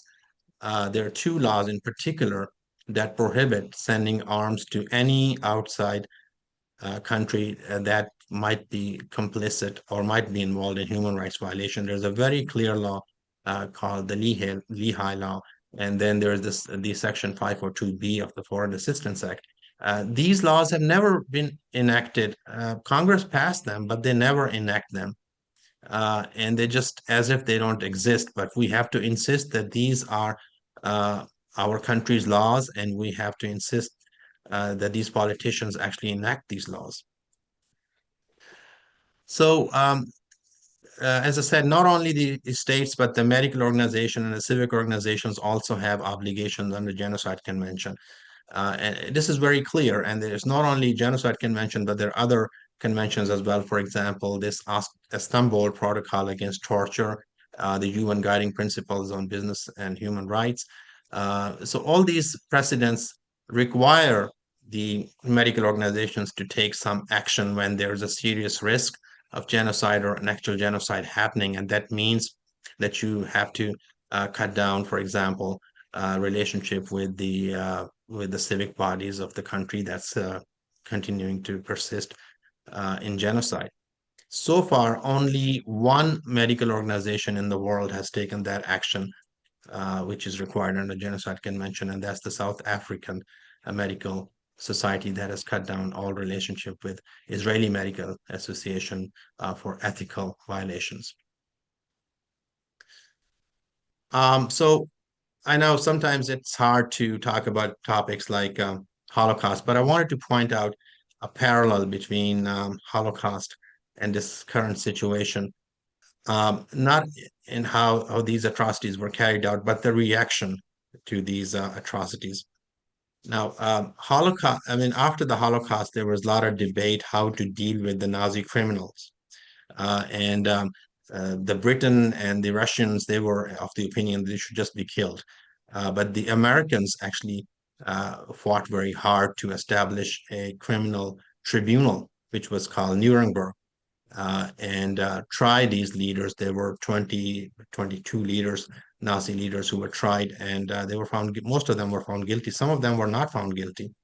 So that's I mean, that standard should apply to anyone, right? That standard should apply to Hamas even. They are entitled to a trial under the international law. And if you just compare the Nuremberg trial to current situation, you can see at that time the Nuremberg trials they were from 1945 to 1946, and that time international law was not very well developed. There wasn't any genocide convention. Even the Geneva Convention was signed in 1949. There wasn't any international court of justice. So the international law was a very preliminary stage. And there was also a lot of skepticism about the Nuremberg at that time. New York Times at that time published articles that kind of downplayed the whole legal issue, and they actually showed sympathy with the Nazi perpetrators. And this is, again, this is what we're seeing here as well. But there is a very clear precedent from Nuremberg. And particularly, there were 4 charges in Nuremberg. 3 of them were actually related to war crimes, but one of them was related to crimes against humanity. This was a novel concept. At that time, the crimes against humanity were not accepted in the international legal system. And these were the Americans who wanted to bring these crimes, and they wanted to prove this complicity to commit crimes against humanity. They wanted to bring those charges. And there was a lot of opposition to that. But the main event that they wanted this charge to stick was the Kristallnacht. The Kristallnacht, or the Night of the Broken Glass, is the 1938 attack. This happened in November 9th and 10th in 1938 by the Nazis on Jewish synagogues. So about 267 synagogues were destroyed. About 140 Jewish people were killed, and there were widespread arrests. And this was something that happened before the war started. So the military tribunal did not have any jurisdiction on it. So there was an issue of ex post facto argument that this happened after the fact. And at that time, people who were committing these crimes didn't know that. And there wasn't any kind of smoking gun. The main person who arranged all this was Hermann Göring. And Hermann Göring was second to Hitler, basically. But there wasn't any clear evidence linking him. There was no documentary evidence. There was nothing. But they found a transcript of his interaction or his conversation with an insurance agent, in which he instructed the insurance agent not to provide any insurance compensation to Jews for the destruction of the synagogue. So this was the evidence around which Hermann Göring was convicted, and he was given a sentence by hanging. He committed suicide just before he was supposed to be hanged. But compare this legal standard to the legal standard that we are now using against Gaza. Now, 267 synagogues were destroyed. How many mosques have been destroyed in Gaza? About 1,200 mosques have been destroyed in Gaza. Has there been any compensation for any of the destroyed property in Gaza or West Bank, for that matter? Absolutely nothing. So why is the Nuremberg standard not been applied to the Palestinians? Where is the crystal knot of Gaza? You know, why are people not saying this is a crystal knot movement? And you just look at just do a 20-minute search on the internet and look at all these statements that these Israeli leaders have made. The statements about flattening the Gaza, kill the Amalek, and just all these outrageous statements. I just wanted to point out that Amalek may not be very well known in the American kind of non-Christian or non-Orthodox Christian community. But Amalek is a call for genocide. It goes to Samuel 15:3 in the Old Testament, and it clearly says, the prophet Samuel says, "Now go and attack the Amalekites and totally destroy all that belongs to them. Do not spare them. Put put the men, women, children, and infants to death, and kill the cattle and sheep, even camel and donkeys." So in Israel, the Tanakh studies or the Bible studies are compulsory. They're compulsory in the primary and the secondary school. So every child in Israel actually reads the book of Samuel and the book of Joshua in particular, and they're very well aware of the meaning of Amalek. So saying Amalek is a call for genocide. We may not understand it, but in Israel, it's very well understood. And there are other statements like that. That's completely outrageous. How can the Minister of Social Equity be personally proud of the ruins of Gaza? And this is not only in Israel. Our politicians have made similar genocidal statements. For example, this guy, Randy Fine, who is a Florida congressman, he said that he sleeps better after he sees the pictures of dead children in Gaza. And he says that it should be okay to drop bomb on Gaza. And there have been multiple demands to drop a nuke on Gaza. How can these statements be interpreted as anything other than genocidal? Nobody talks about them. Nobody analyzes them. The best defense that I've heard, this is a reaction of grief. This is something that was said soon after October 7. People weren't thinking right at that time. They were in a fog of war. But now these statements have been consistent. They've been consistent since October 7th, and they've been continuing till the present day. These are clearly genocidal statements. So why, despite all that, why this denial? And I've kind of thought about this, and I've come up with all these themes of denial, which are too many to discuss individually. But I will try and address a few of the salient ones. So the first argument is it's the argument of self-defense. Now, does Israel have self-defense in Gaza? And the answer it's very, very questionable, and probably no. Now, the ICJ has already rejected Israel's self-defense argument. And the self-defense refers to the Article 51 of United Nations, in which any country can take defensive measures when attacked by another country.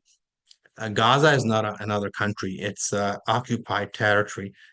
So in 2004, the International Court of Justice decided that the Israeli government has no right to build a wall in the West Bank because it's not a defensive action under Article 51. It's an occupied territory. I think the same principle should apply here.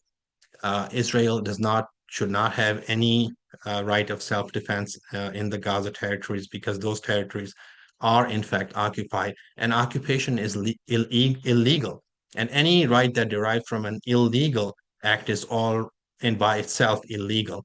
So in this situation, the correct law is the law of occupation, which is actually a part of the international humanitarian law, which designates the civilians in that occupied area as protected persons. It's the primary responsibility of the occupying forces is to protect the civilians there. It's not to displace the civilians. It's not to use the occupied land for their own profit and benefit, which, by the way, Israel has also been doing constantly by taking over the water resources, for example, and other resources. So this is again, this right of self-defense is extremely questionable, and I think it should be legally tested and litigated. But morally, it's very clear. If you already occupy somebody's land and occupy somebody's life and control their every aspect of life, you cannot then use the right of self-defense. Now, there's another argument, which is the only Jewish state argument, that since Israel is the only Jewish state, they should somehow be allowed to do things that other states are not allowed to do. And again, on the moral grounds, this argument is invalid because there are about maybe 4,000 to 5,000 recognized religions in the world, and there are only 195 states in the world. So not every religion has a state or want a state. So if and also any state is the only state for its inhabitants. For example, there might be dozens of Muslim or Christian states, but nobody can just get up in the morning and go settle in a different Muslim or Christian state. The only state that has that's available to us is the state in which we live in. So this argument is again fallacious, just emotional argument.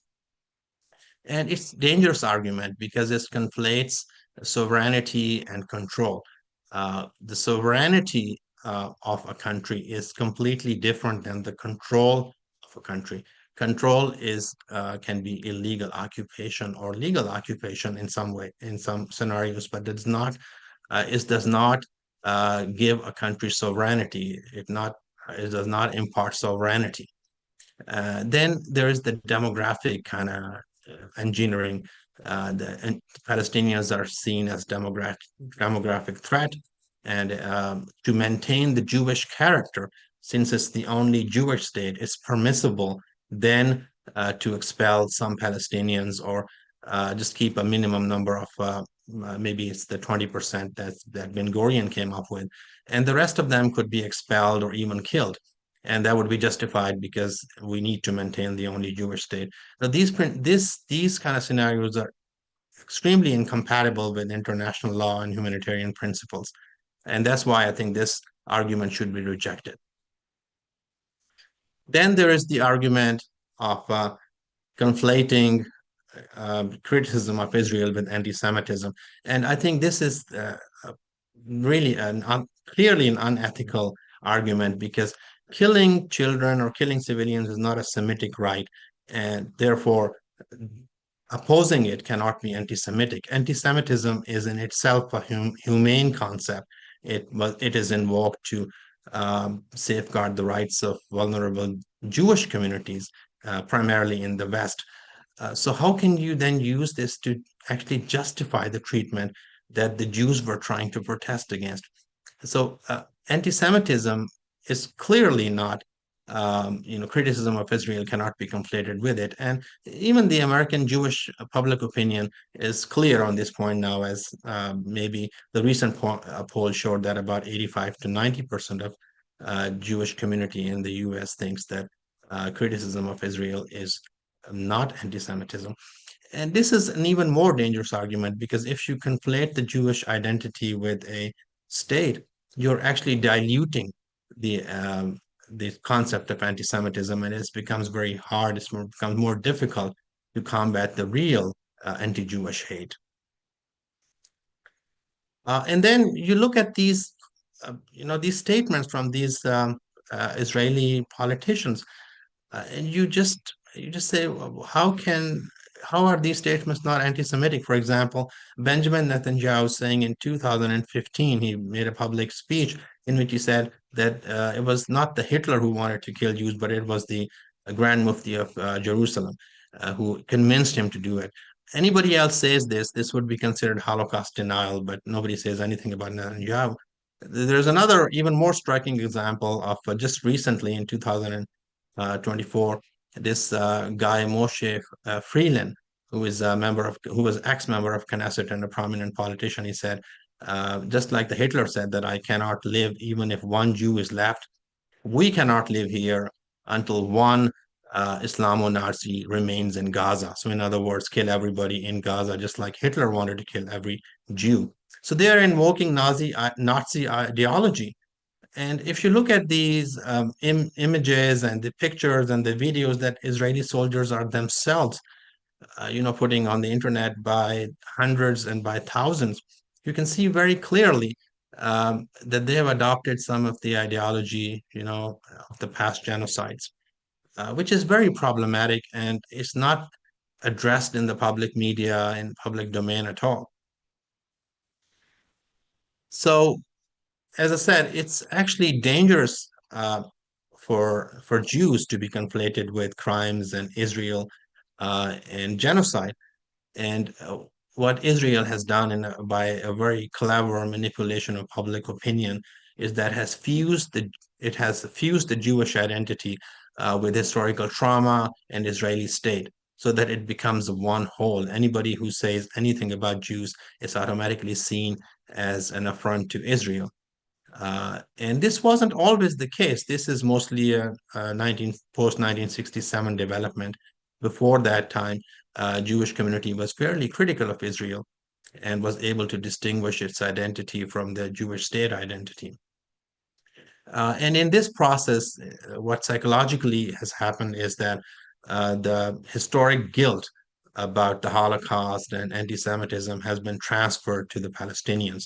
So they are now the main kind of inheritors of Nazi aggression and irrational hatred towards Jews. And this historical anger and guilt and all that stuff has been transferred to Palestinians, unfortunately. And this is how they malign Palestinians and they dehumanize them.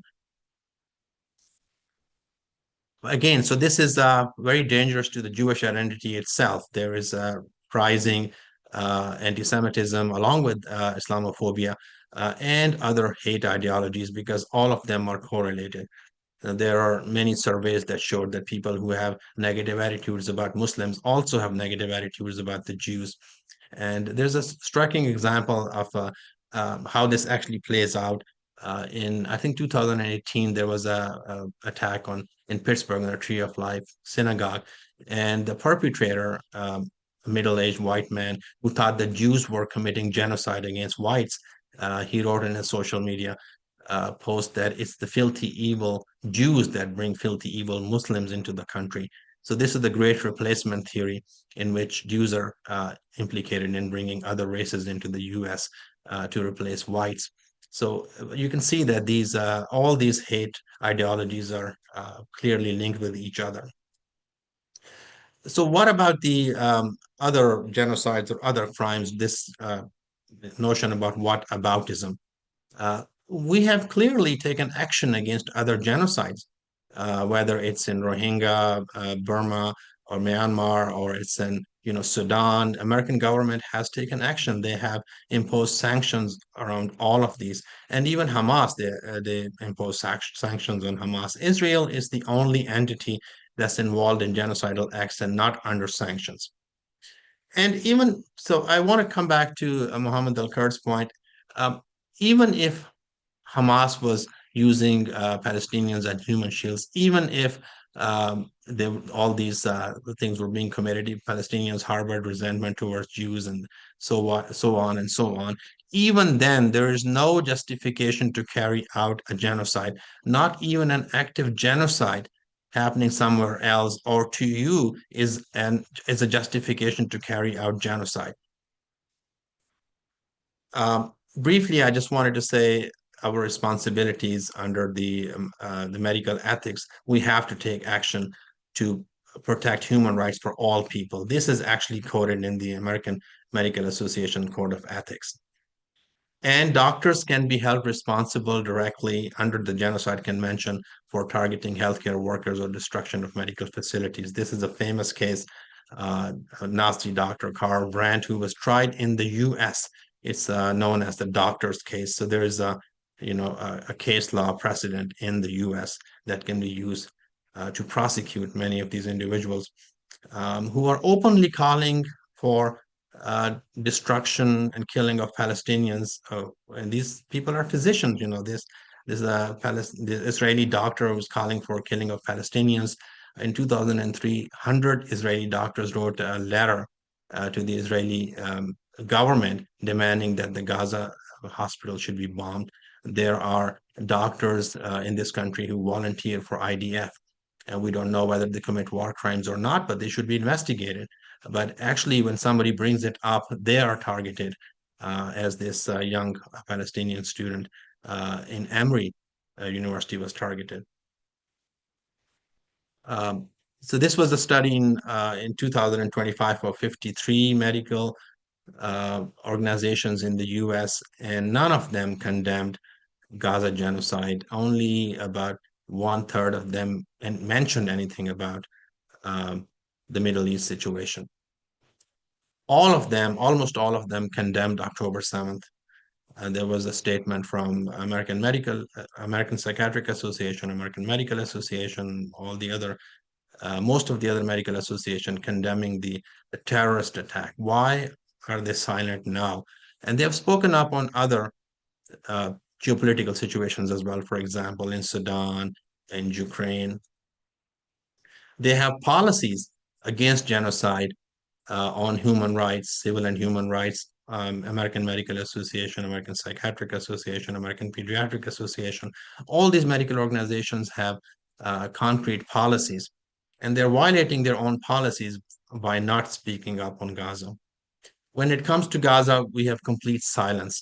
This is from a few weeks ago when we went to the American Medical Association's office in Washington, D.C. to give them a petition for release of the Palestinian doctors who are being held in custody without charge in Israel. And we were denied entry. We were even told that they moved to a different place. So in effect, they misstated their own physical location. So in the end, I just wanted to reflect on this silence.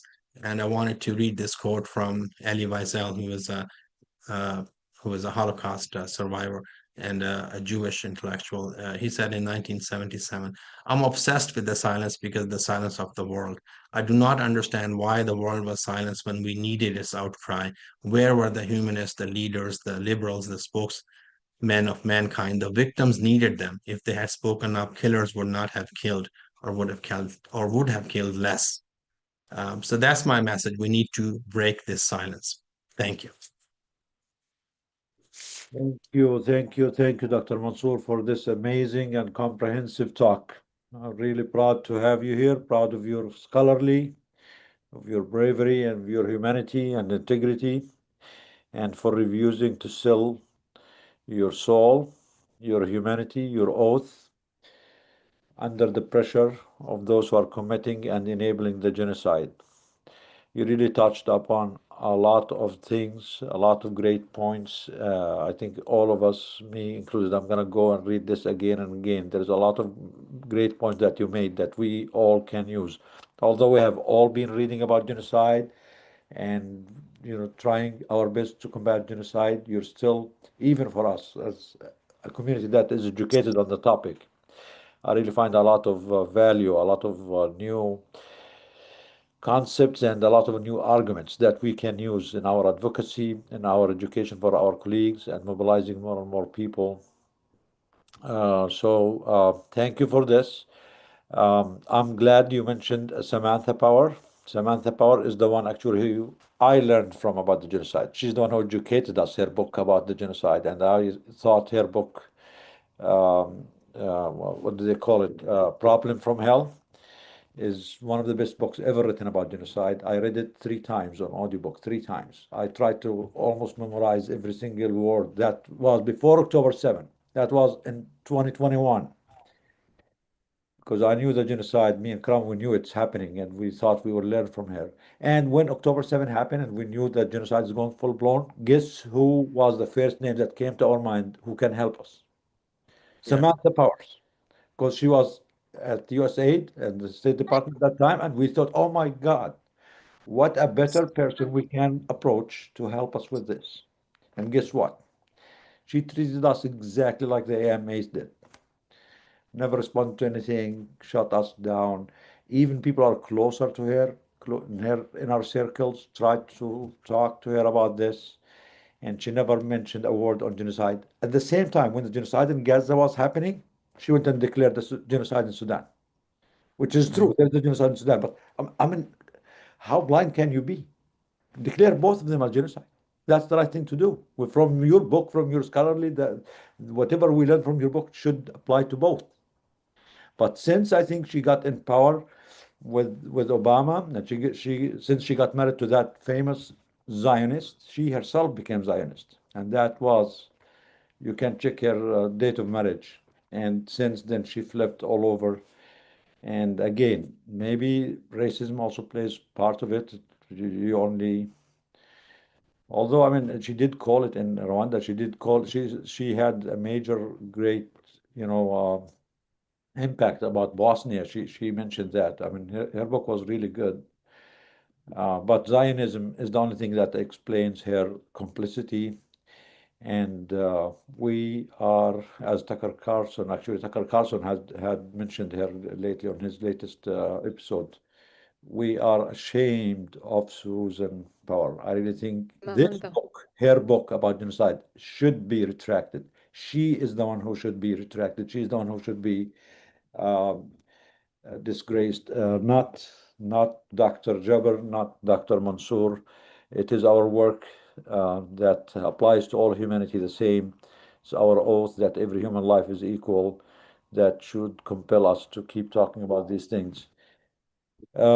And also, if you want to also give us, if you want to share any updates about what's happening with your lecture with them, I think they are trying to impose some conditions on you as a way to get your lecture back. If you want to Yeah, share, fine, but sure. go ahead. Thank you. Yeah, I've been offered to present the lecture at the APA at a future date, but it's unclear. It's unclear if they would actually accept the original title and premise of the lecture. And I've told them I will only do the lecture if my original title and my original premise, that the lessons of Holocaust apply to all genocides, including Gaza, should be accepted. And I want to analyze Gaza as a case study in the historical literature of genocide. I'm not sure if they'll accept that, but I've told them I will not do it unless they accept my conditions. So we'll see. So the APA are just becoming more and more ridiculous and moving more on their complicity of genocide path by putting conditions, Dr. Mansour, this lecture will not be, offered the space at the APA unless he removes the word genocide and talk about Gaza as just a conflict and bring a Zionist to balance this. So it's like just like both sides. Exactly, it is actually a tool of genocide, as you mentioned in one of your slides. Both sides confused, conflict, too many things to make like a smoke around this, make people confused about what is the original crime or disease or illness. Because as doctors, we are obligated to diagnose the illness. If someone has cancer, we don't go and tell him, "Oh, you have just a mild infection. Don't worry, we'll figure it out." No, you, in a professional way, you tell him this is cancer because that is the first step how you're going to treat the cancer. If someone's coming with sepsis, you don't go to tell him, "Oh, it's okay, just your skin a little bit on the stuff, and we'll give you an oral antibiotic and you go home." No, sepsis is sepsis because diagnosis is the first step of treatment, any treatment. And when you diagnose, there is a genocide. Then you have to say a genocide because once you make this diagnosis, there are all kinds of rules and reactions and responsibilities and duties on individuals or institutions or medical community or on states to respond to this. And as you said, although the number of organizations and professionals and genocide scholars and legal scholars who have said this is genocide, you cannot even count it now. But even if the ICJ will take 10 years to do this, you don't wait for that. Whenever there is a risk, just a minimal risk or threat of a genocide, there is legally by the international law an obligation on every individual, every institution, every state to start taking action to stop and prevent the act of genocide. Now, But I just want to say that this is not only a problem with the Western countries. Arab countries and Muslim countries are not doing that too. And in my own country, Pakistan, I'm trying to produce awareness that we should take actions as well. This is a time when there's a military action needed to bring in aid to the Palestinians in Gaza. And if this is the military action is the only way we should be done. So I think this is a universal problem, unfortunately. Thank you. I appreciate your comments. I agree. Yeah, and actually, there's a responsibility for a military action to be taken against Israel to stop the genocide, not just to bring aid. Not like the same way they did Exactly. Bosnia with Czechoslovakia, with Bosnia, the same way we did with Rwanda. Genociders do not stop out of their own moral reckoning. They have to be stopped by force. The same way it was done with the Nazis. No genocide in history ever stopped on its own. They have to be Exactly. brought to their knees to bring Mhm. some moral reckoning in them to see what they did was wrong. So yeah, appreciate this. Iyad, are you still with us? Iyad, do you have your hands up or this? Yes, yeah, صحيح Tafadhal, صحيح Dr. Nida. tafadhal. Thank you, Dr. Malik, for your great lectures. Really Thank appreciated that, and maybe I recognize something very important about the dehumanization of the victim. What you mentioned is very important, that reflect as the Minister of Genocide in Israeli occupation, Gallant, he mentioned they will deal us as animals. So when they mention that they need or they aspect dehumanization of the victim that can enable them in reality of Gaza to continue and normalize the genocide, like by different aspects. So yes, I agree with you completely with your aspect, and we need, as Dr. Nodal mentioned, to increase awareness by these statistics, by these great surveys that can increase the awareness, especially in Europe countries, and maybe take actions beside and parallel to our efforts in all of the NGOs. And as I worked with the human rights, they record a lot of testimonies about that agree with your perspective, with your descriptions completely, and maybe you will refer to them if I think that they have a great testimonies that can serve your lecture, inshallah. Thank you so much. Thank you. Thank you, Iyad. Dr. Mansour, are you going to be with us for a while? We have Yes, some questions. We need to discuss this, but we need to sure. move to another hero that we are really proud of. Few heroes, actually. Then we'll come back. Anyone who has questions for Dr. Mansour, anyone who has a feedback, discussion, please write it down. We're going to go back to it. But for now, we're going to welcome Dr. Margaret Conley. Alhamdulillah al salami, Dr. Margaret Conley. I'm not going to say further. I'm going to have Gur present you. Gore, are you there? Why you always have your camera off? Gore, are you there? Gore?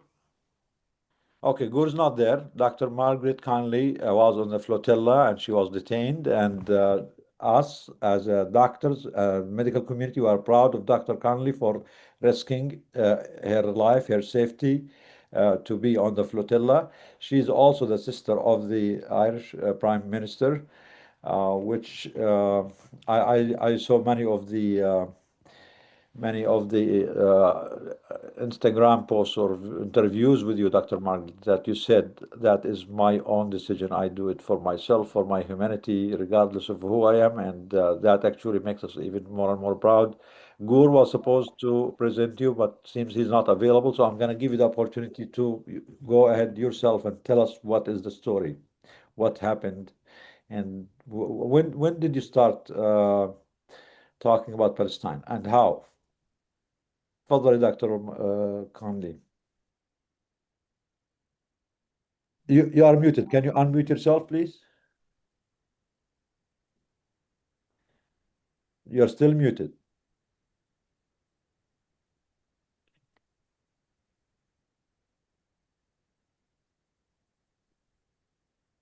Still unmuted, Dr. Conley. Can you We remove? cannot hear you. Yeah.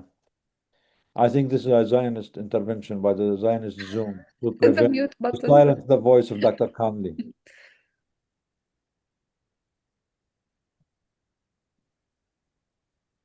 If the Prime Minister is next to you, maybe she can unmute the microphone.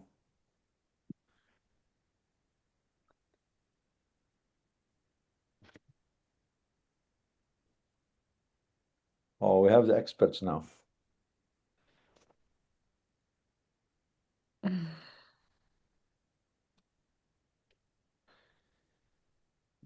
And we have still. More experts.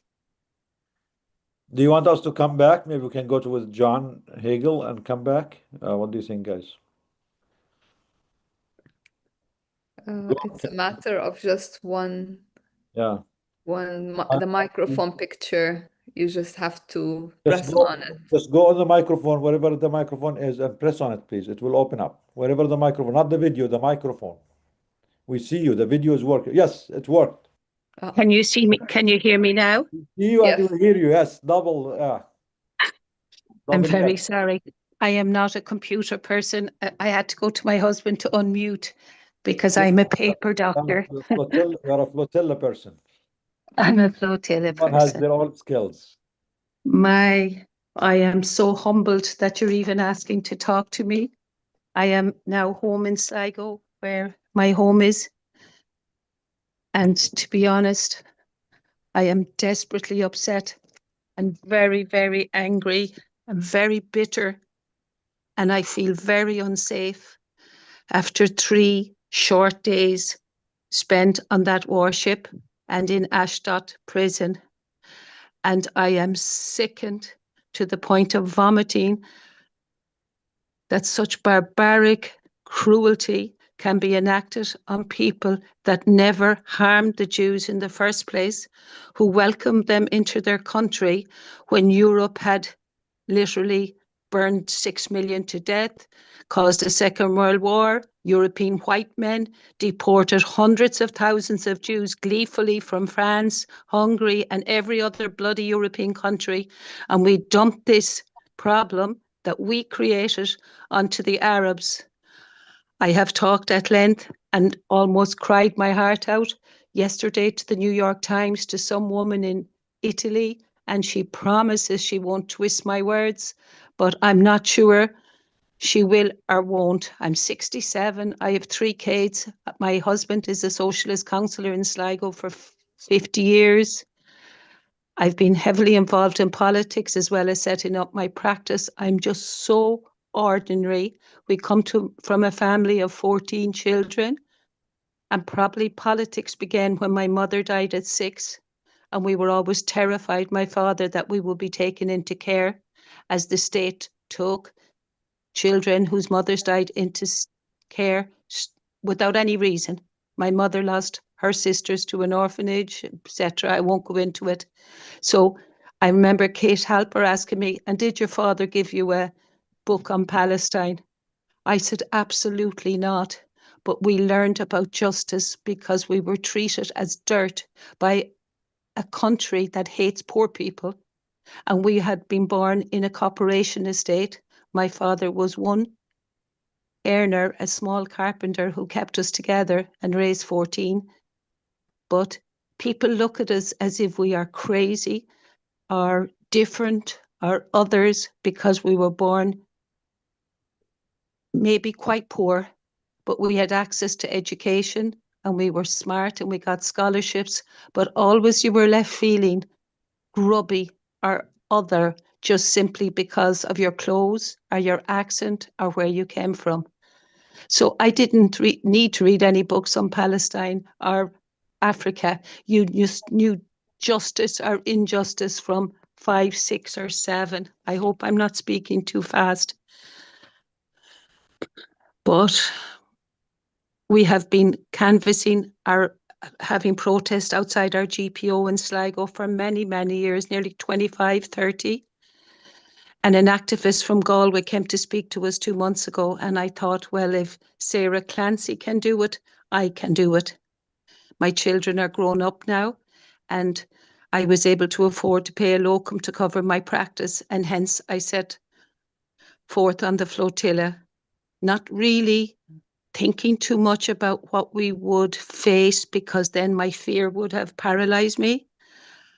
And I'm even frightened talking to you now. I don't know why, but it has been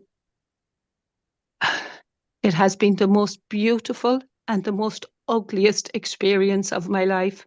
And we've had a fair bit of pain in our family with 5 deaths of my siblings, mother, father, and a stepmom. But the humanity of the Muslim men and women, particularly the doctors. I have to call out their names if I may. I hope you can still hear me, can you? Yes, yes, we hear Yes. you very well. Yes. We are, There was we are Dr. absorbing, Sam we are absorbing from every word you say, please. Say it all. Dr. Sam, a small little girl who looked like a 12-year-old. She was 39. I think she was a PhD, but she also had paramedic training, and she had set up a one-man, one-woman system in Sri Lanka to catch and profile people that traffic children. It's a pity they don't put her in charge of the White House. She probably could profile fucking Mr. Trump pretty quickly. And this small lady was an absolute dynamo of energy, humanity, kindness, and utter love. As you know, we were arrested and on that ship for 2 days. The third day is taken to the prison. We really didn't know where we were. The ship was so big it hardly moved, but obviously we were heading to Israel. I begged for my medication, which kills me the most. I'd spent 300-400 euros on pain relief and brought them with me. Not that it was no problem. They took every single paracetamol, my Difene, my Solpadol, the Xanax, my sleeping tablets. I knew people would need them. I had heard some of the horror stories. They gave me nothing. They took my jacket. They took my letters from my children. I was left in a T-shirt and a tracksuit bottom. We wore our own clothes on that warship for the first 2 days. But if I could pull my ears off and take my eyes out and knock my head senseless, I'd like to forget the images of what I heard and saw. I myself prayed to a God I don't believe in not to be attacked or raped. I promised my daughter, who was a doctor as well, postgrad, that I would do nothing to provoke these monsters. And to my shame, I kept my eyes down for those 2 days and the day in the prison. So I can't say I was physically assaulted, apart from monstrosities of female guards who pulled me by my zip ties, kept my head down parallel to the floor, used my back as a drawer for her to put her elbow on while she flirted with the guards who was doing a similar action all up and down the lines. She got my manacles when they were put on me and twisted them so hard. But at that last point on the prison, I said to them, I wanted to speak. I wanted them to phone the President of Ireland, as if Kathleen my sister had magic powers. She has no power because she's not on the executive, and the Department of Foreign Affairs. And that young man, who was horrible, he clicked his fingers and 2 men in shirts appeared. I was crying so hard. All I remember is they were not in military gear. It could have been Ben Gvir, but they were certainly officials from the government, and they took out their iPhones and snapped me 30, 40 times. Maybe just being the sister of the president saved me from beatings, but most people, including my friend Louise, who was the boat organizer, she was choked from the front. I can't say I witnessed it, but when I was kneeling on the prison, on Ashdod prison, we were all lying down with our heads down, butt up, and I was able to see through my legs because I have arthritis in my knees, and I was trying to keep them slightly apart to ease the pain on my knees. And I saw this young woman with a green, it's a jersey called GAA, our Gaelic team in Ireland. And she was sent flying through the air because 4 men just threw her and smashed her head onto the ground. And I screamed and cried and turned. I was unafraid because she was my friend, and you always help somebody else, but you're terrified for yourself. So my crying caught the attention of a soldier who said, "No cry, no cry." I said, "I'm a doctor, I can help her." I thought she was going to have a seizure. She was so pale. I did not know that she had been choked into unconsciousness, and hence they were probably peed off and they just fired her because they had to carry her. And he pulled me away from that group and marched me down a corridor, up a corridor. It was like being in a cow pen where you're up, down, up, down. You were completely disorientated. I didn't know what they were going to do. And they took my jacket, they took my sweatshirt, they took my letters from my children, and they took I had a small bag of medicines that the military on the rib had allowed me to take out of a satchel full of medicines. And they were the Solpadol and the Difene, which would have given great relief to people. And they took every single thing. Then they brought me into this container that the others describe as the torture chamber. I was terrified. I kept my head down. And for me, they allowed me march through that with my head down and push me out onto, sorry, I'm getting confused. That was the first day we arrived on the ship, the prison ship. And I was in there with Dr.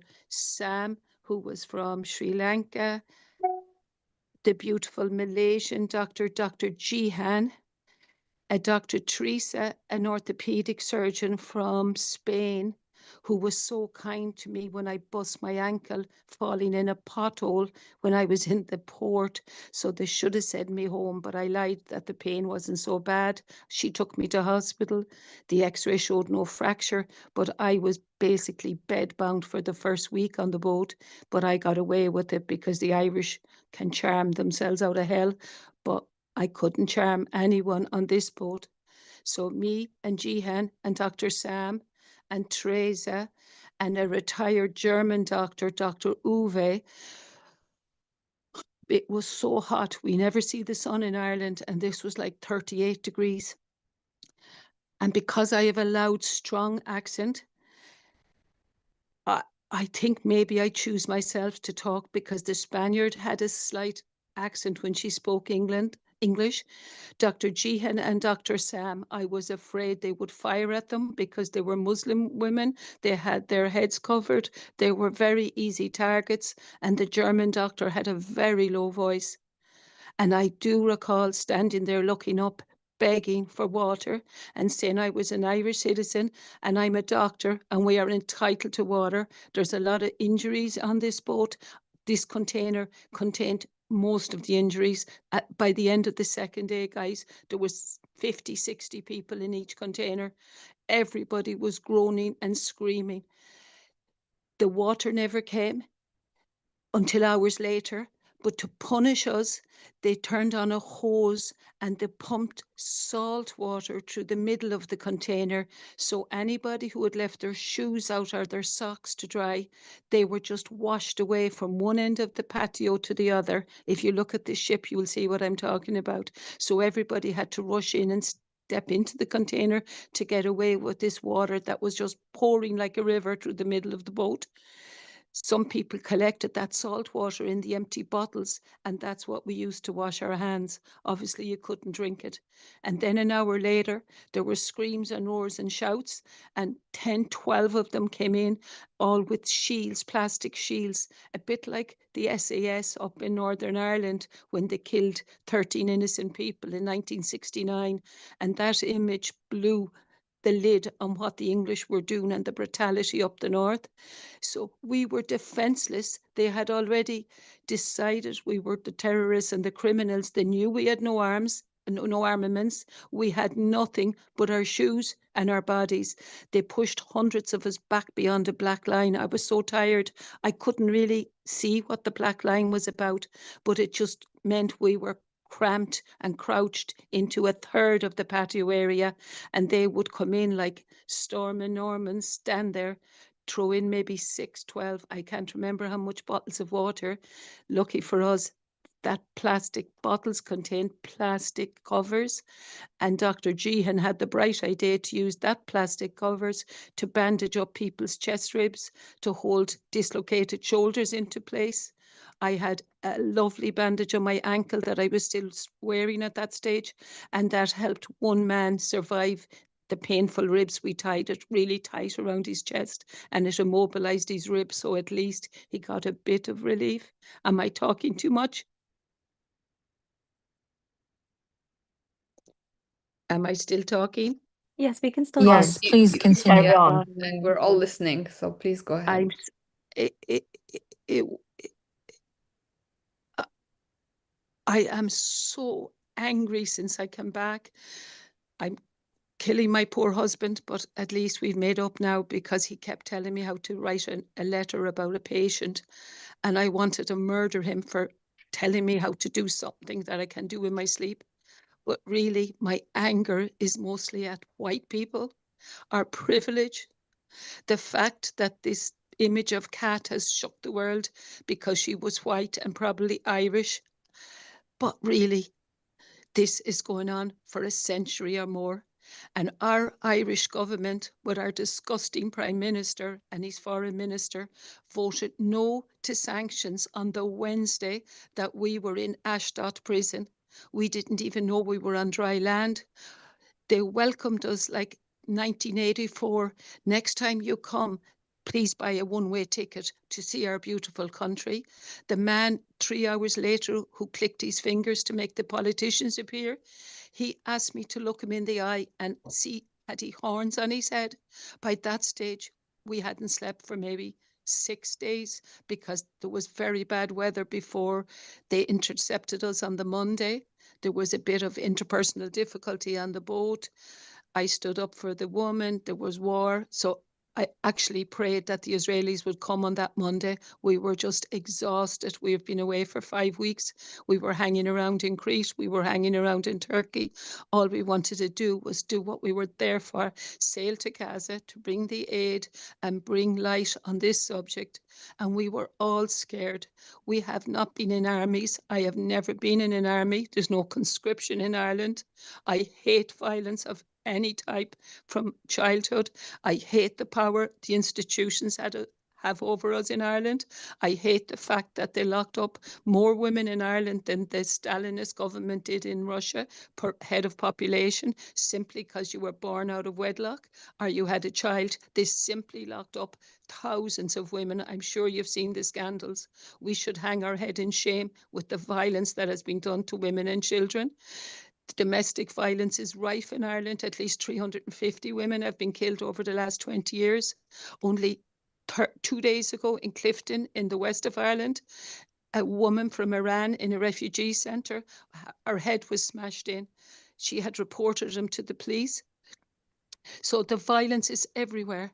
But this is systematic torture by a rogue state that gets away with impunity. And now I am covered with blood because we are the second biggest trader in Europe with this goddamn fucking country. It's not even a country. It is a disgusting cesspit where they have trained their soldiers from childhood to hate everything that is any different color. It is absolutely racist. It is brutal. And our country has failed to stand up for genocide. Our Prime Minister gloats and says in the Dáil, we were one of the first to recognise Gaza. How stupid would he be to actually take praise for recognising Gaza? We should have done it 60 years ago. They pretended we gave aid to Gaza, 125 million. He never mentions the fact that we earned 3 billion euros from Israel, all tech and pharma. I'm ashamed to be a doctor. I'm ashamed to be Irish, and I'm ashamed to be white. I wanted to stand up to my fear so my daughters and son would be proud of me, and they are so proud of me. But now I am terrified that they came 1,000 kilometers to Crete to collect the first boats, where we were right beside that intercepted boat. We managed to get away and sail on to Crete, and then we headed to Gaza. But both Crete and Cyprus are beholden to Israel. They have bribed everyone, and I'm certain they are bribing the Irish government. We like to pretend we're a neutral country. We let the planes from America fly over my airspace. They use Shannon Airport. 8,000 troops passed through in the 3 months, January to March. The question was finally answered in our Dáil, that is our parliament, 8,000. They hardly were going on a cruise or a holiday. They were military, and our army and our Gardaí are not allowed to inspect those planes. So we are facilitating genocide. I know some doctors have stood up to the genocide, but I heard your former speaker. I don't think our Irish medical organisation, our psychiatric hospital doctors, who I have no respect for anyway, obstetricians, none of them have come out and condemned absolutely the horrific, brutal genocide of the consultants, the doctors, the surgeons, the nurses, the paramedics, the ambulance staff. But the people of Ireland stand shoulder to shoulder. My sister earned 900,000 votes for her presidency. I'm not using her, but I just want to make you believe there are good people in Ireland, and she had spoken out on Gaza time and time and time again. In fact, a year ago, my husband has put up a clip of her speaking in the Dáil, calling it a genocide, and Simon Harris chides her. You think you're the only one with a conscience in here, but guess what? She was one of the few. And our government are now trading and refused to sanction Israel last Wednesday as we were incarcerated. We could have been killed. We could have been raped. There was lots and lots of violence done to us. But the worst was the humiliation that as 67 and a woman that I had to look at the ground, because if I looked up beyond their knees, they would have clobbered my head, smashed my back and left me a cripple. And I promised my children that I would come home. But one bit of me feels quite cowardly that I failed to look them in the eye. Many others on the boat, my Louise, looked them in the eye. She got a brain injury. She required a CAT scan when she came into Turkey. But I did my best. And our best was just to show love and compassion. And if I may say, I promise I will stop talking. Will I continue? Yes, please. On the boat, on the ship, the prison ship, I don't know, was it a warship, a prison ship, a cargo ship? Some of the lads figured out it was an American cargo ship and the zip ties were made in England. But I lost my armband, so I was prisoner number 30, or actually kidnapped victim number 30, because I lost my armband. When we were marshalled to go in queues of 1 to 10, 10 to 20, 30 to 40, me and another lad, we were almost last because they had to give us a new number. So I was left with about 30 Muslim men. I can't remember any women at that point, sitting in the sunshine, lying in the sunshine. My back got all burned. And if you look at the photos, you'll see a lot of the men had burns. We were 2.5 hours in that position. And that was on the prison ship. Okay, guys, so we're now in Monday, Tuesday on the ship. Wednesday, we're being taken off to descend into a new hell, which was Ashdod remand centre, and then on a vehicle that took us 2 hours away to a prison. We were totally lost. But an Arab man who spoke Hebrew, he obviously was a prisoner. He helped the Israelis marshal us so that, you know, they didn't have to do the dirty work by touching our dirty bodies. After 2.5 hours, they allowed us sit up. It was time they were getting ready to take us off this boat to finally cross into the deportation centre. And I said, please, can I sit in the shade? I thought I was going to faint. And he asked, and they let me move. And the worst humiliation was they didn't let the men move over to the shade. So now I was facing them with my head against the container in the shade, looking at these men. And at that point, I lost it and I sobbed and sobbed and sobbed. And I called him back and he came back with a sip of water and he was allowed to give the men a sip out of one bottle. And I said, please put me back in the middle with them. And he stared me in the eye and he said so kindly, he didn't know my name. He said, we are not them. We will not act like them. And if they allow you sit in the shade, you take it. And every single man that faced me from the middle of the ship saw my tears, saw me sobbing for at least 35 minutes. Every one of them put their hands on their heart as if to say, it's okay. It's okay. We love you. We do not blame you. I think that humanity kept us going for those 2 days on the ship. All barriers were broken. Nobody acted like a Muslim as if I wasn't to touch them. Or I know I have lots of patients from abroad. You're not meant to shake the Muslim's hand or whatever, that all that rubbish went by the board. Everybody hugged each other. Everybody minded each other in my container. Louise used her body to heat the little prisoners, the small little lads from, I think, Indonesia. He was like a drowned rat because they hosed everybody down in that torture chamber before they threw them out onto the patio where we were spend most of our time.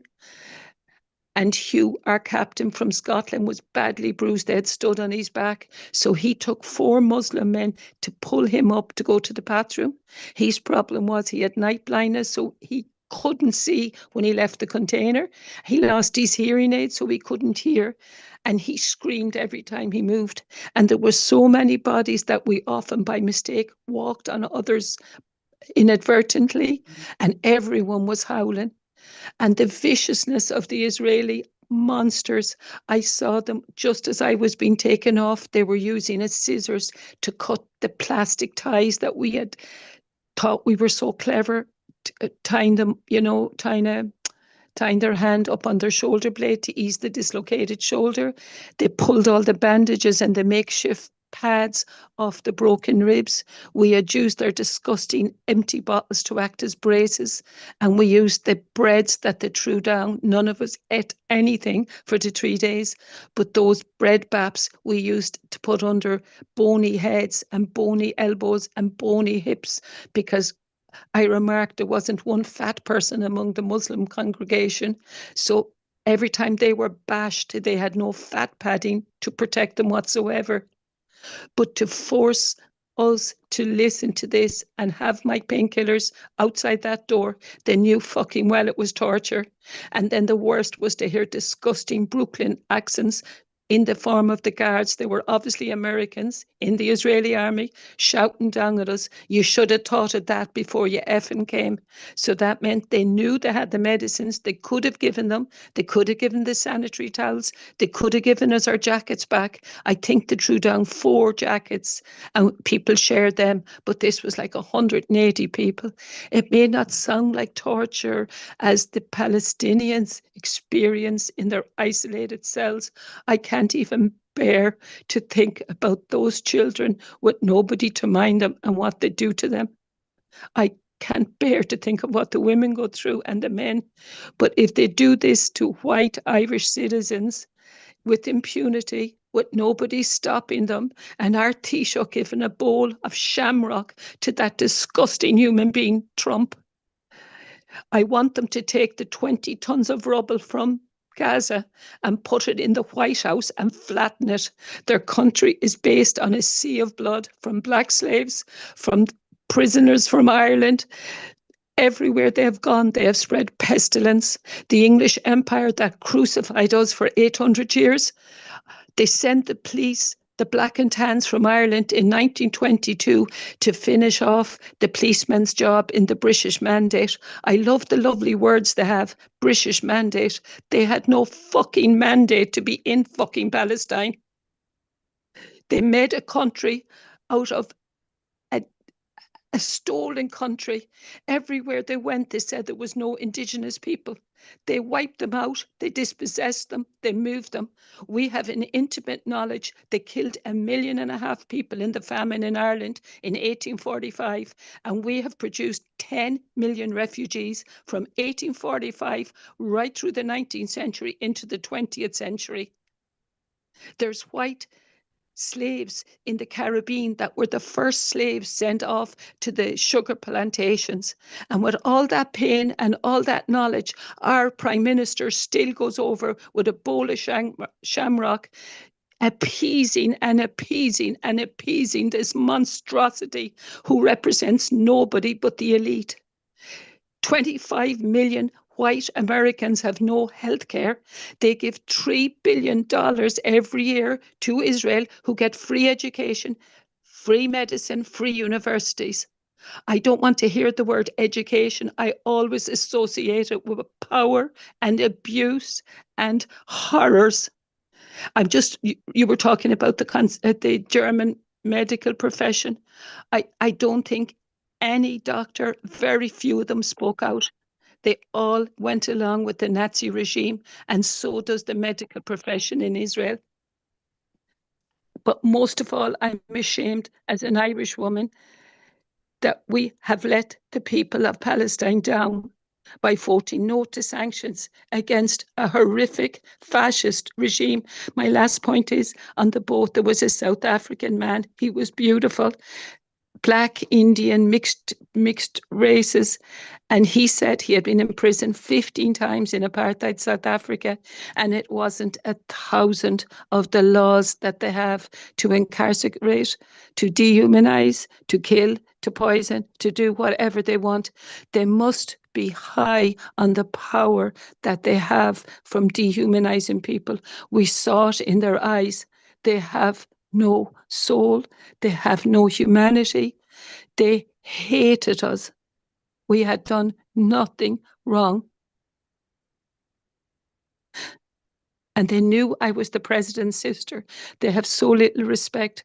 The Turkish lady in the embassy said, I wonder what would have happened if they incarcerated the prime minister's sister in Turkey, in Gaza. I just laughed. They probably would have gone to war. But Thank you so I'm much. sorry. I don't know if that gives you a picture. Yes. Mostly I'm left with a feeling of shame and so much anger. And I will speak out and I will not be quiet.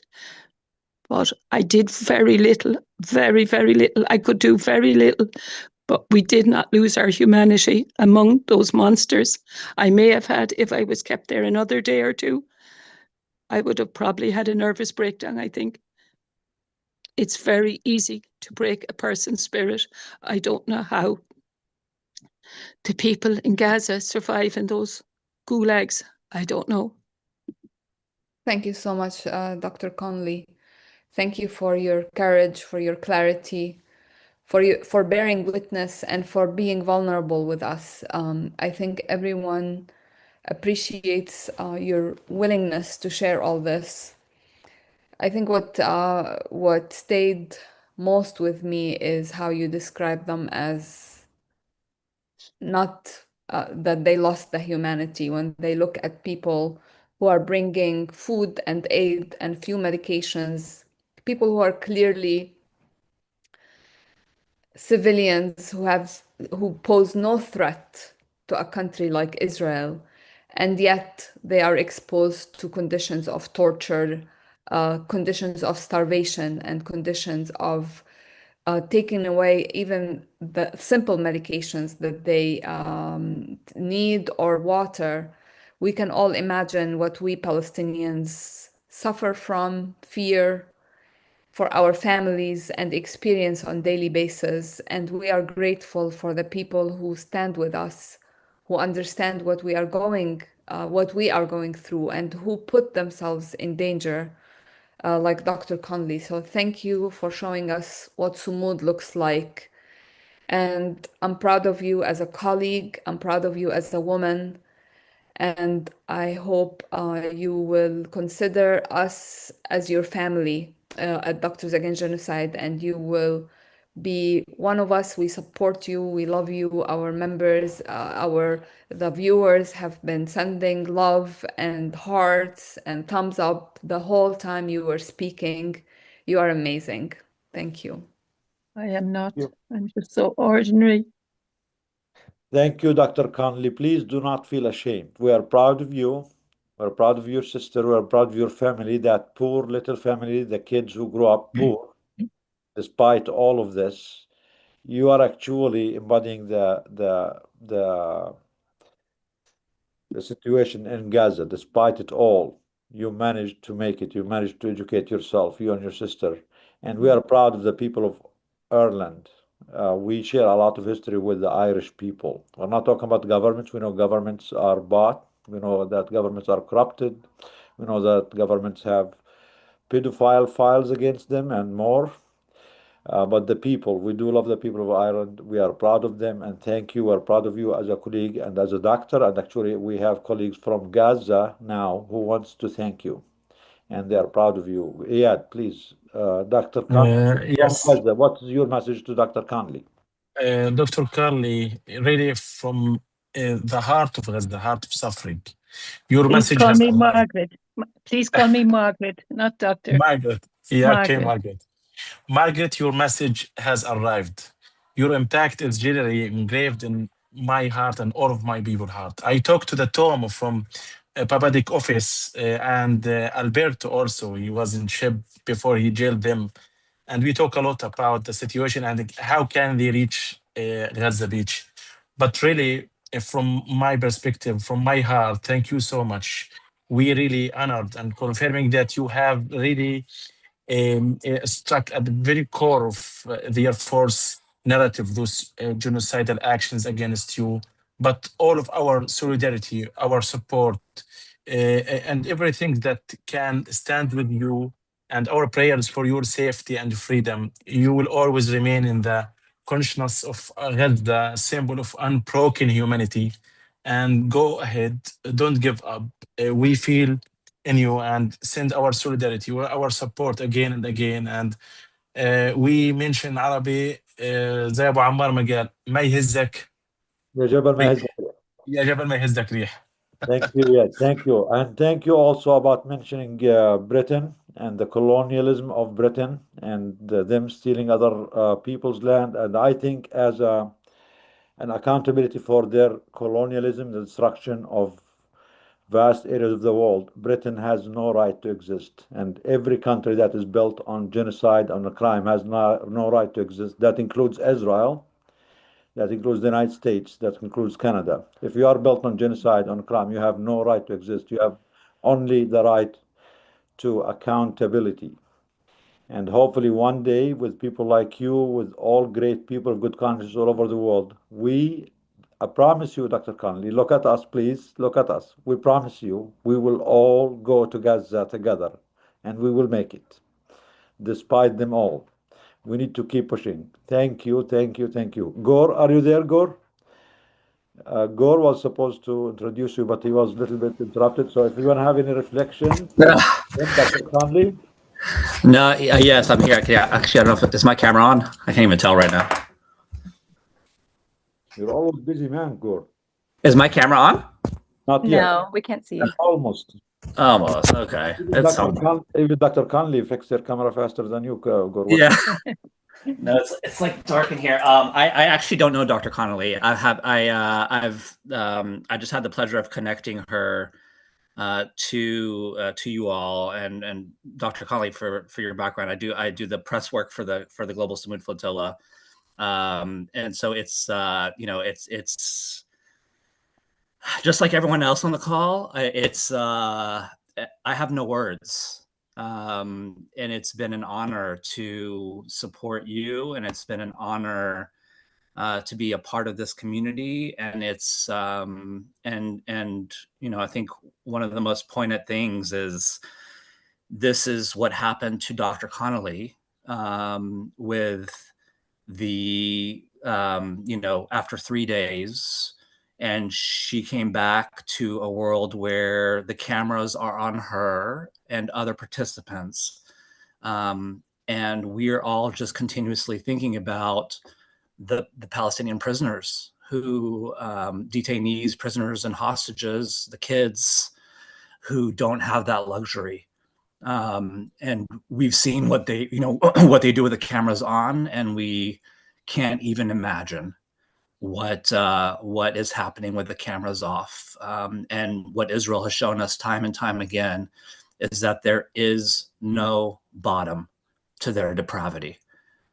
So anyway, thank you, Dr. Connolly, for putting yourself on the line. And it's, again, my pleasure to support you, my pleasure to support, my honor to support DAG.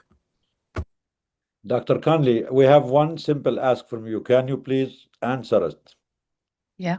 We want to start walking proud with your head high, all the streets of Ireland, and mobilize the medical community, the doctors of good conscience. We know the institutions are I have tried.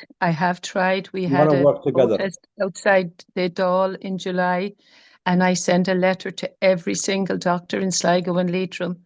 And Nobody answered. We were standing with 5. I am not impressed with doctors. I did not grow up with doctors.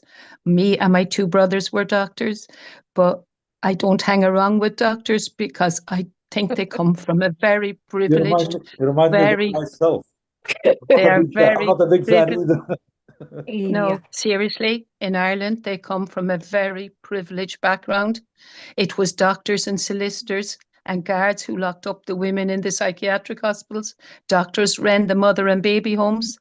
Doctors that had terrible control over society about selling babies that they had taken from poor mothers and sold them to deserving people. I have an absolute horror in my DNA of doctors. So I'm sorry, I will rouse everybody else, but the doctors must wake themselves up.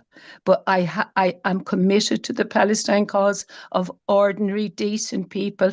And if you look at the Facebook of Declan Bree, my husband, you will see we have had multiple protests. Actually, sorry, one doctor who has a Down syndrome child, she is converted and she comes and she cried that I had been arrested. Maybe one other doctor too, but I have no faith in doctors. I'm sorry. I will try with any other ordinary group, but the medical profession terrifies me, and that's the truth. I'm sorry. We're I getting will try. we're getting Yeah. more lucky here in the US. I don't know why, but don't give up. I think Yeah. even one doctor at a time is better than nothing. Dr. Nina, let me say something before Dr. Connolly finish. Yes, Dr. Sui, and we have Dr. Maribeth, but please be brief, both of you, because I'll we be very have brief. other, I yeah, just we want have to talk to other Dr. Connolly. people waiting. Yeah, go ahead. Yeah, Dr. Connolly, I want to introduce Margaret, myself. Margaret, Okay, Margaret. Okay. please. I'm older than you, okay? When I was 70, I went on a flotilla. It's 2018, the Great March of Return. And we got arrested, international water. We got taken to prison. I don't have a prison number, but they just call me China. Okay. So it is very difficult. But looking back, you see, there's all these years, that has gone past. And, you have chosen to do this for the Palestinians, and we are very proud of you. And then, you see, I'm going to tell you something, okay? Since Nida has allowed me to talk for 2 minutes, okay? I look at it this way. In the days to come, in the years to come, when people look back, and then they will ask you, what did you do during the Gaza genocide? You have done this. This is one direct action that you can take. The rest of us can sit down and talk, we can go and demonstrate and so on, but direct action saves life. And for that, you see, it is a great privilege to be able to do it and to stand with the people of Gaza. And we are with you. Not all doctors are bad. Some doctors are very good, okay? And I think you are among good company. And the trouble is, we need more of us, right? And that's the important thing, okay? And we all love you, and I love you too, okay? So, although you and I, in a cohort of flotilla, we have got how many years of difference? 8 years of difference. And you're younger than me, and I've been political in the past, but we are in it together. And, it takes all of us to do something for the Palestinians. And this is a good way of taking direct action. It's nonviolent, and you don't do any criminal damage.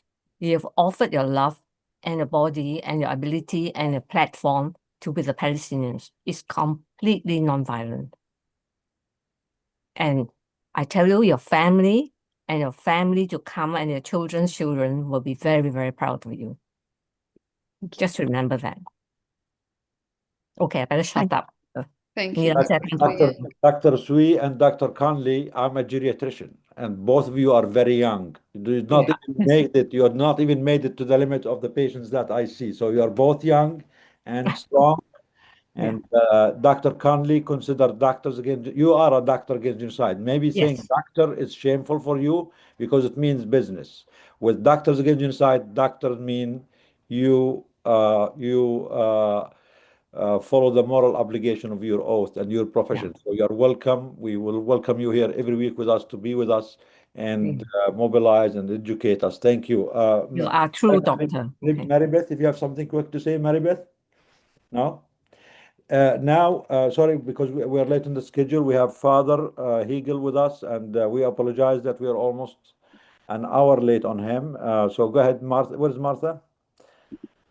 We have Martha and Annie, and then we can come back and talk more, have more discussion with you, Dr. Conley, and with Dr. Mansour. But let's go with Martha now. Thanks, Nabil. So I am so excited to introduce our next guest. I guess I was chosen because I'm the token Catholic in Doctors Against Genocide panel here, practicing Catholic. I think it's a really important time, and he has a very important voice right now, you know, following on Pope Leo's call to people to work always for peace and not violence, to reject war, and Trump, or one of his cronies' ridiculous response and criticism of his theology. And Pope Leo's talking about disarmed and disarming peace. I think it's a real moment in the Catholic Church, and a real moment and opportunity in all faith communities to take a stand, to name what's going on, to shine a light on the power, and it's really kind of onto a new theology. And I think it's a beautiful combination of Doctors Against Genocide. And our next guest, Father John Heagle, is a Catholic diocesan priest. He was ordained in 1965. Has a long resume. He was a professor, a pastor, a college campus minister, therapist, and a writer, author of Justice Rising, The Emerging Biblical Vision. The organization Priests Against Genocide started last fall with a group of priests in the very spirited demonstrations in Rome, and holding signs saying Priests Against Genocide. And since then, it's grown, and I think there's over 2,000 members from 54 different countries. And so it's my privilege and my privilege and my honor to introduce Father John Heagle.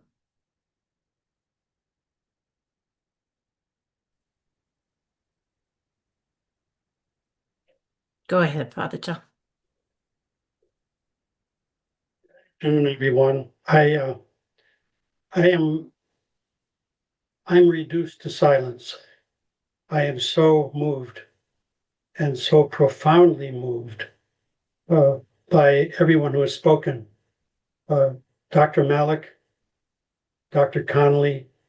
I was thinking as you were speaking, Dr. Connolly, that there might be another category of people beneath doctors that you do not respect, and that could be priests in Ireland. They also were part of the, in many ways, part of the oppression, if you want to call it that. But I right now, I'm mostly just feel silent. I feel such a sense of lament, such a sense of both courage that all of you have, courage of you, Margaret, of you, Dr. Malik, and I appreciate the opportunity to be able to be with you today. All of you are such courageous, deep, good people. And the lament of my heart is a part of a cry that is your cry. It is your lament. It is your lament of anger, as well as all the other feelings of experience that go with people who are oppressed. So I just want you to know that I appreciate this opportunity, and thank you, Martha.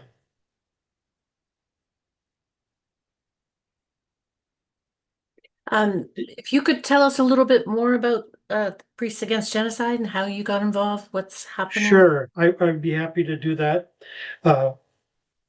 As you pointed out, Martha, the movement Priests Against Genocide began in Rome last September, actually in the end of August, in which Italian priests went out on the streets of Rome to protest the genocide that was happening and continues to happen in Gaza and many other places. But our focus here is on Gaza and the profound suffering that is going on there.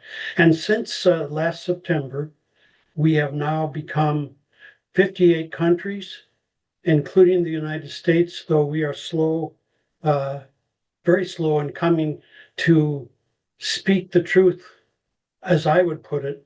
The priests in the United States are still slow because they are afraid, painfully, they are afraid of being called anti-Semitic. I do not understand how it can be so obvious that they cannot speak that truth that is so profound. So I'm trying to speak it for some of them, but I want to invite all of them to join us. There are now 58 countries involved and about 2,700 priests around the world. And I'm basically doing the best I can to keep Priests Against Genocide floating and moving and growing. What else can I tell you, Martha? Go ahead. Go ahead, Anne. It's actually me, Martha. Karama, go ahead. If that's okay. Father John, we're very, very honored to have you, and we're getting a lot of questions about how to join Priests Against Genocide. Dr. Sui Yang is interested in having her own church join, and other people have asked, is there a website? Is there an email that people can use to email you or email somebody that works with you? Yes, you can email me, and it's just John L. Heagle at gmail.com. John L. Heagle at gmail.com. Or just go to the website Priests Against Genocide, and that will also give you a way to contact them. Any priests that you can somehow commandeer to the cause would be most welcome and most gracious to have them on board. Great, thank you. I wanted to also just express, Father John, how it was so exciting to hear about you. My personal experience in my parish, it was just, I would leave the church just devastated at the silence, the nothing from the pulpit, all this stuff going on that was just shaking all of us, and not a word. And then when I pushed our parish priest is actually rather open, but rather. So with some pushing, he began to learn, and then he would comment on it. But he was so allergic to the word genocide. It was, and I was listening yesterday to Munter Isaac's podcast, and how, the very first thing we must do as Christians is name the reality. And I think that the Catholic Church has been so reluctant to do that. And I don't know if there's a difference in with Priests Against Genocide in terms of the European Church versus the US. I just wondered if you could comment on that.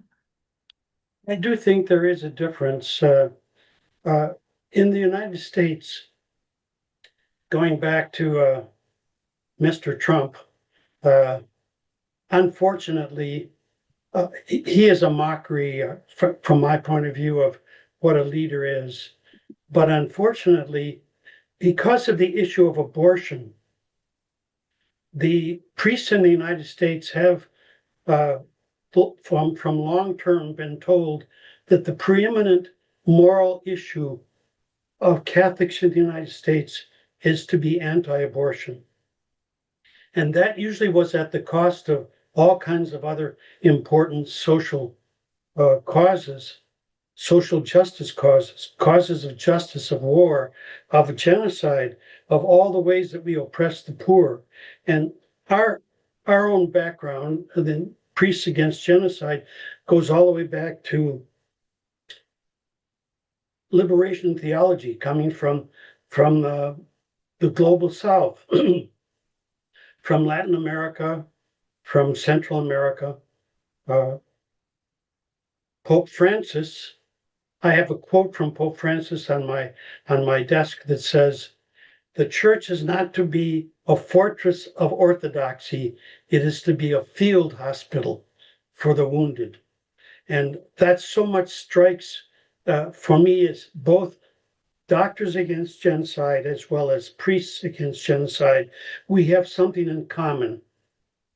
We're standing against oppression, against the total misuse of power, against the use of violence and institutional violence, most of all, the things that Dr. Malik was talking about earlier, where we can't even diagnose the evil. We give it a different name, or we change the way we talk about it. We are in denial. And I think in the United States, a lot of priests are in denial. A lot of bishops are. A lot of bishops and a lot of priests voted for Trump in 2016 and voted for him again in 2024. That is just beyond my ability to understand in any way to wrap my head around. It's just beyond my comprehension, but that's part of the reality that's different here in the United States than, let's say, Rome or Ireland, even, and other places. I think that the tide is starting to turn on. I think some of those Catholics may be seeing more of the reality, hopefully. I think you're correct. I think that's correct. I also was thinking, like, well, what can we do, as faith communities? Because I mean, there's a lot of people listening, and I'm sure some of them are Catholic. But Catholic or not Catholic, whatever denomination, whatever your faith community, I mean, we can bring the message to the priests to join Priests Against Genocide, but we can also, just as parishioners, it doesn't have to be a clerical thing. It can be the parishioners. There's Pax Christi. We can join the grassroots groups. And then I was also thinking about just how many Congress people and senators are Catholic. And we can appeal to that conscience. 35% of Congress are Catholic. And so that voice also is unfortunately silent. They are not standing for the real values and the real basic kind of the whole sense of that we are in this together and standing against the innate evil that is the Israeli government now. And I hate to say that it's true that in the United States, we, whether Democrat or Republican, have supported the wrong people. We have kept sending arms and kept sending bulldozers to the Israeli people, to the IDF, to use against people who are our friends, who are people who are fellow sufferers, who ought to be first on our list of people to support and to stand by rather than to neglect. I think that the rise of Christian nationalism too is a very, really calls on us to amp up in our faith communities. There's nothing Christian about Christian Zionism. And I think the fruits of it obviously are apartheid and occupation and genocide. And I think the faith communities need to get a lot louder. So I really appreciate your being on here and the emergence of Priests Against Genocide. And I hope that some of the people in the parishes will follow you. I'd like Well, to it's just a great, add, great privilege to be with you. Go ahead, Annie. well, first of all, thank you, Martha. Thank you, Dr. John. I believe that as we try to amp up the message and take a stand, Priests for Genocide and DAG are an important alliance. We've spent a number of hours leading up to this call today, so I just want to let the group know that the intention is to do many things collectively. We've already collectively sent a DAG and Priests Against Genocide letter to Congress, to many. In fact, Priests for Genocide sent it out to all members of Congress. They have those kind of lists. And this went out about 2 weeks ago. We hope in the fall, in one of those days on the Hill, to not only have the doctors in the white coats, but have the priests with their white collars and walking the halls. That will be very powerful. And as Dr. John has pointed out, the stunning number that 35% of the Congress are Catholic and are silent. And these are large congregations that are Catholic. These are large numbers of elected officials. It's a tremendous opportunity. So we are very hopeful that as DAG and Priests Against Genocide do things, especially on the Hill where it really counts, money counts, munitions count, that we will be able over the next year to ramp up our mutual activities. So we really thank you. I want to point out that Father John has published 7 books, has done so much, and we have a lot to learn from you. So thank you. Well, it's a privilege to be with you, and I just want to again say how again silence is the word that comes to me. When Dr. Connolly, when Margaret was talking about her experience, I don't think I could have lasted through that. I think I would have caved. And I just, I'm so inspired by her courage, by her standing in the breach, by standing with her body, but with her very life, standing there and lying there in the midst of all that humiliation and all that shame. I'm just my grandmother. I'm sure there's a lot of where this has happened many times before, but my grandmother, Pearl Murphy Burke, left from Cork, Ireland, at the time of the famine. So I have some connections to the old sod that are very precious to me. Thank you, Father John. Thank you, Annie and Martha. And I mean, just came to my mind, who was the first Doctors Against Genocide ever? The one who was treating the sick, Right. tending to the weak and to the poor and protecting the poor, who was born in Palestine and who was also Palestinian. I think Jesus is the first doctor against genocide. We need to connect all these dots, and we're proud of Jesus. We're Beautiful. proud of his teachings, and we hope that when we talk to the priests, remind them of Jesus, the real teachings of Jesus and Jesus' example, not the Zionists' interpretation of all what happens. So we're proud to have this. And honestly, we've been doing this webinar every week, every Sunday for almost 2 years. And after the first 3-4 weeks of doing this, the doctors here, our colleagues, start calling this, we are going to the church. So this is Doctors Against Genocide Church, our Sunday church. But our church is not just Catholic. Our church, we want everyone. We want Catholic, we want Protestant, we want Jews, we want Muslims, we want Hindus, we want atheists. We want everyone. Everyone who is for humanity, everyone with conscience, everyone who wants a world free of injustice, free of crimes, free of wars, free of genocides.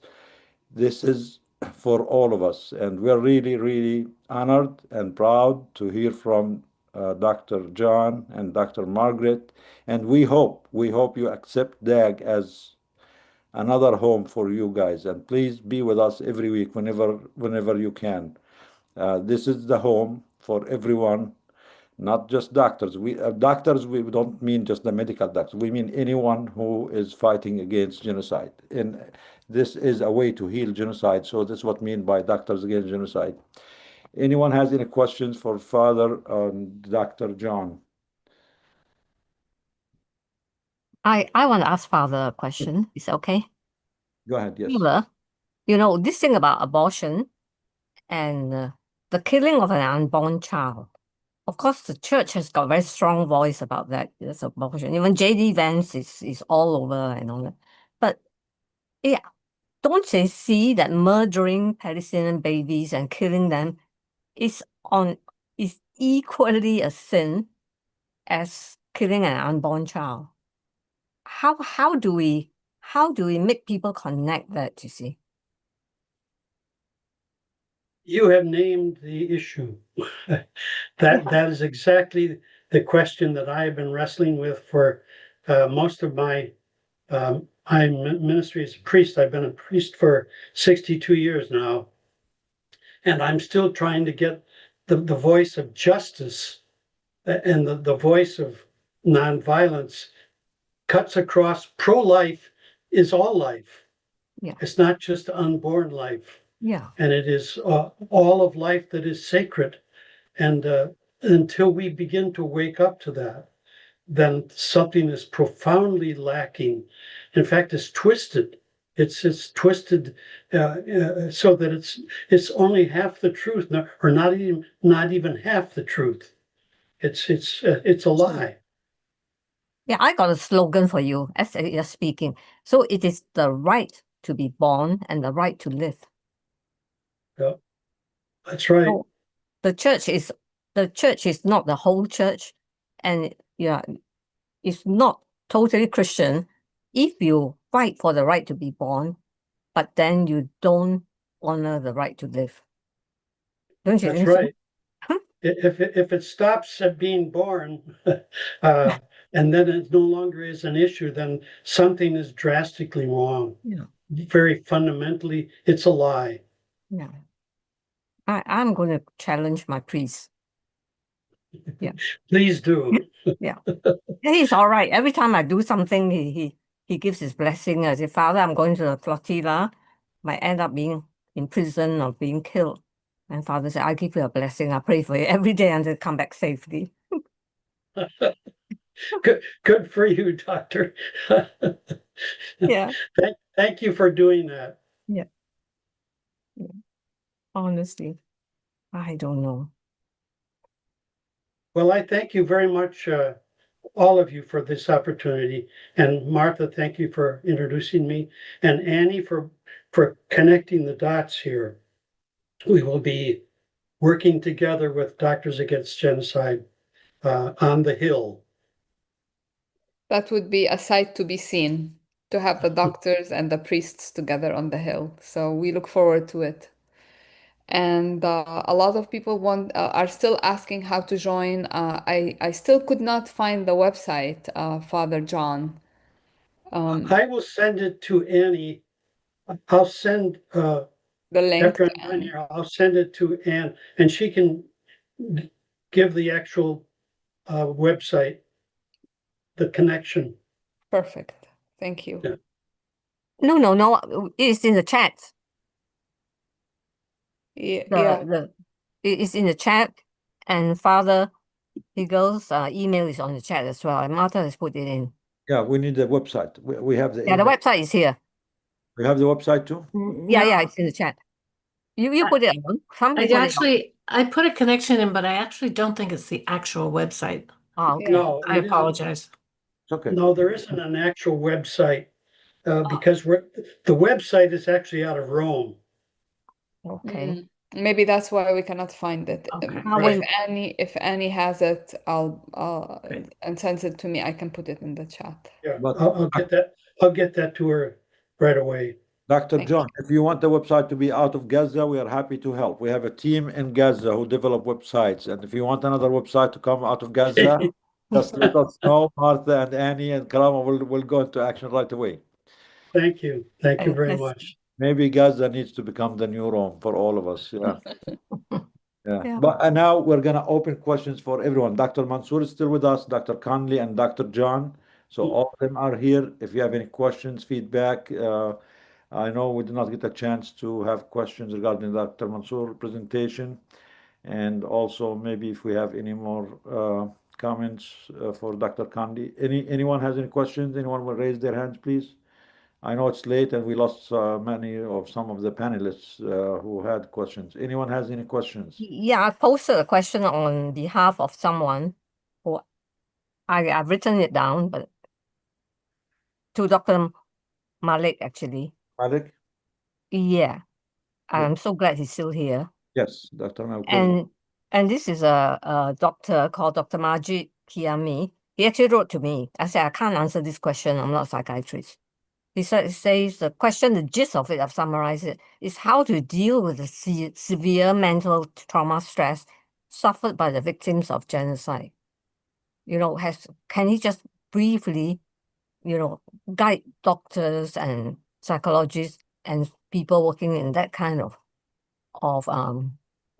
situation, what to do? Or we know that it's in where Palestinians are concerned, there's no PTSD. There's just trauma, full stop. Okay. So how to cope with that? It's actually from one of the attendees last week. Right. So I think I can answer that in the context of previous genocides in which the victim trauma has been addressed, right? So the most important thing is to recognize and accept the trauma as the genocide, right? That's given it proper name, given it proper recognition, legal, ethical, moral. I think that's really important. And then I think it's also important to then move to some kind of reconciliation with yourself and with the larger society. And that's what we see, for example, what happened in South Africa after the end of the apartheid. There's a lot of effort on reconciliation. And that's it's hard to imagine it now, but at some point, you know, when the genocide stops and when there is peace, this has to happen between you know, the genociders and the genocided after they have been held to account in the court of law, right? After they've been properly punished, their descendants. Or at some point, I guess this conversation has to happen. The healing has to go through some kind of reconciliation. It cannot be all revenge. So, but the most immediate thing is that it has to be accepted. They have to be provided a safe environment in which they can express themselves, right? So I guess even before that, the bombing has to stop, and they need some basic necessities, basic healthcare, even before we can talk about any mental health issues. Dr. Malik, how about accountability? I did read somewhere there is scientific research that healing actually and reconciliation and peace cannot really happen until there is accountability, and that is absolutely accountability. That's the first part, right? The accountability and justice. That's the first part. I agree. I completely agree. So accountability is not revenge. Accountability is a must for healing, and it is a cornerstone of preventive medicine. Accountability is preventive medicine because this is how the way you can prevent future crimes, future, you know, genocidaires, future war criminals. When they see accountability, that does work as you know, something that can push them back and try, you know, put some fear that there are consequences for these. But if someone commits genocides at this scale, here and there, and everything keeps going without accountability, there are so many criminals in the world who will normalize this, and this becomes the new standard for anyone, and no people will be safe. So, yes, truth, acknowledgement of the crime, accountability for the perpetrators, then healing and peace. These are medical and these are foundational concepts for any crime, for any healing to happen. Yeah, thank you, True. Dr. Thank you. Yeah, thank you. Any questions for Dr. Mansour? Thank you. I've written it down, so I'll send it back to Dr. Majid. And inshallah, Dr. Samah Jabr will join us next week. And being Palestinian as a psychiatrist, she lived through this, and she will also give us some more insight into ways into healing, ways into helping the victims of this genocide. And again, as we all say, the only and the best treatment for genocide is to end the genocide first. As long as the crime is continuing, whatever we're doing is like a placebo. It's kind of just a band-aid. But the real treatment is end the genocide, hold the perpetrators accountable. Then we can all sit down and talk. It's not about revenge. It's about science and medicine and truth.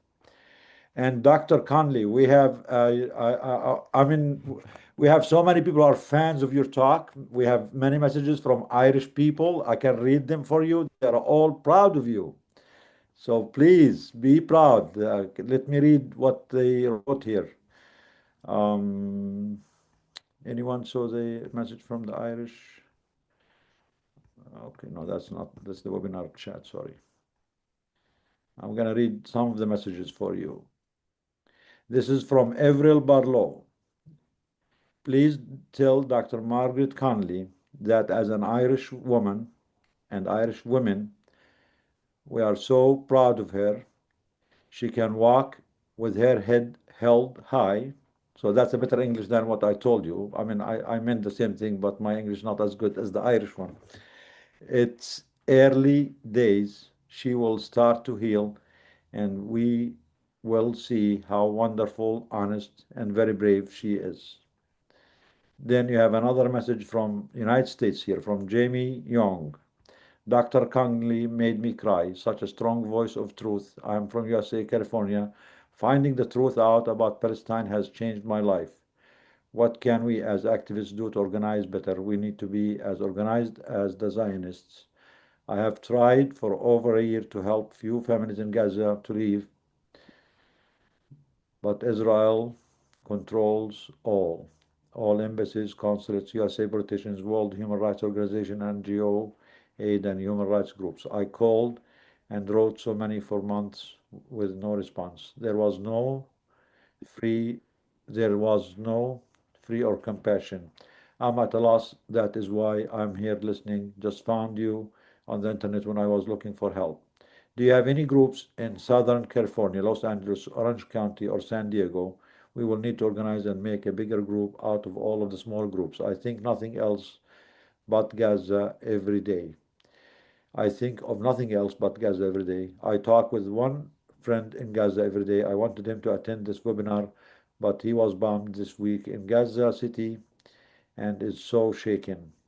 This was a great and informative webinar. Thank you, everyone. Yes, thank you to our panelists, Dr. Mansour, Dr. Conley, and Dr. John. We're proud of you. Thank you. Any questions, guys? Any feedback? Maribeth?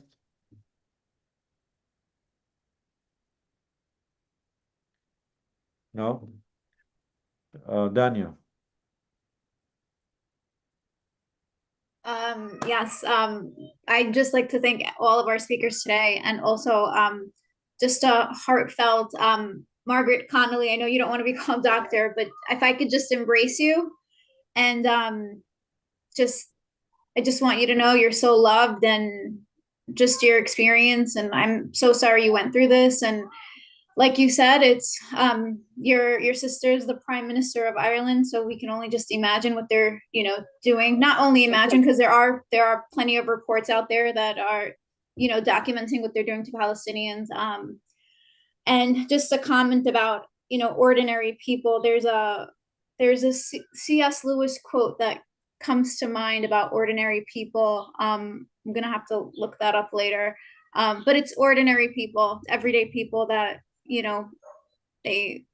they create this change, and what you did is indicative of that. So thank you so much, and hugs, and I hope you consider this a home to join with us weekly and process this hurt and trauma that those wicked demons put you through.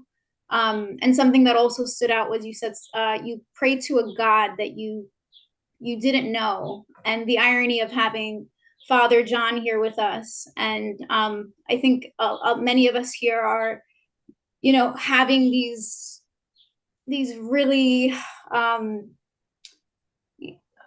these contentious journey of what faith is, and you know, what we believe in, especially after everything we've witnessed. And I think the people of Gaza, you know, I think I read a statistic the other day of how many people have turned to faith because they've seen the people of Gaza, and how steadfast they are, and how they navigate all this with, you know, their steadfastness to their faith. So I think you saying that, and then having Father John come on, you know, soon after, I think it all kind of just, you know, we're more connected, you know, whether it's a church, it's a hospital, we're all really, we're one race, and humanity's just one umbrella that we're all under. So thank you, and hugs, and this is home to you, and come join us every Sunday, you too, Father John. And thank you both. Danielle, so well said. Yeah. Thank you, Daniel. Thank you. Back to Marybeth. She changed her mind now. Okay, Marybeth. I mean, make up your mind next time, please. I try to be decisive. What do you have? What do you have with you? Oh, this is our cat. My son found her during a recent snowstorm, just this past snowstorm. So, oh, what's her name? Her name is Evie. Cats Against Genocide. You guys renamed her? No, it stands for Exxon Valdez. Okay, that's what I thought her name. So beautiful. Yeah, but I think I'm her person, and she's my fur baby. So I have my baby girl now because all I have are boys. Yeah. So she's my girl. Thank you everyone for paying attention to my cat. No, she's beautiful. So I was raised very Irish Catholic, like Catholic. Fantastic. Catholic schooling my whole life. Well, and as soon as Margaret mentioned she was from Sligo, instantly I was like, because Sligo, during the starvation of the Irish, lost about a third of its population, one of the hardest hit areas during the starvation of the Irish people, not just from deaths, but from people fleeing in what in the US we would call coffin ships, where to escape conditions that were so horrible, they would get on ships that couldn't guarantee their survival either. And oftentimes these were horrible conditions themselves. So how proud Margaret Connolly's ancestors must be for her doing this work, because she comes from a line of people who have suffered. But what we see with the Irish ancestry people in America, which 1 out of 10 people in the US say they have Irish ancestry, but what they have done is sold their souls for white privilege. But you have the actually Irish people who have maintained that connection to that lineage, that struggle, that suffering, and continue to fight for humanity. And how lovely that is for me to hear from her directly. So thank you. Thank you for that. Like I'm telling you, my grandmother's so Irish Catholic that even generations later, the Saoirse Cafea, I can't wear it with the orange side out. I have to wear it with only the green showing. And people who know what that means will get what I'm saying. I do think, like, yes? I get it. I get it. You get it? Yeah, I get it. Took me a while. Right? Right? Yeah. Yeah. I am not the orange Irish. My mom would have called the lace curtain Irish. Yeah, of course. Yeah. The orange man. Yeah. And I just keep wondering about the hometown where I was raised, where people can it's the white people of the hills of Pennsylvania, but the level of poverty continues to get more and more severe. And I keep trying to think of, like, how do I engage? How do I move these people of whom I am from, but yet I feel so very different?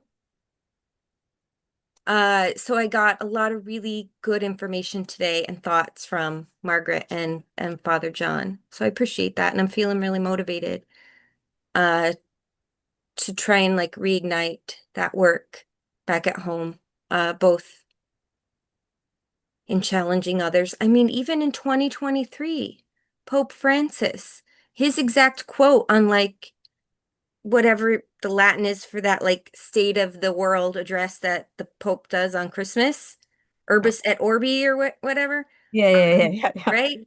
By December 2023, Pope Francis called for an appalling end to the harvest of human lives. He phoned the priests in Gaza every day. Yeah. Mhm. And I think there's more I can be doing with that. But also, the Catholic Church has to continue to work on and do better in acknowledging its own hand in genocides. Oh, absolutely. Right? Like not just through the Magdalene laundries, but the boarding schools to beat the native out of the indigenous populations of this United States before it even was.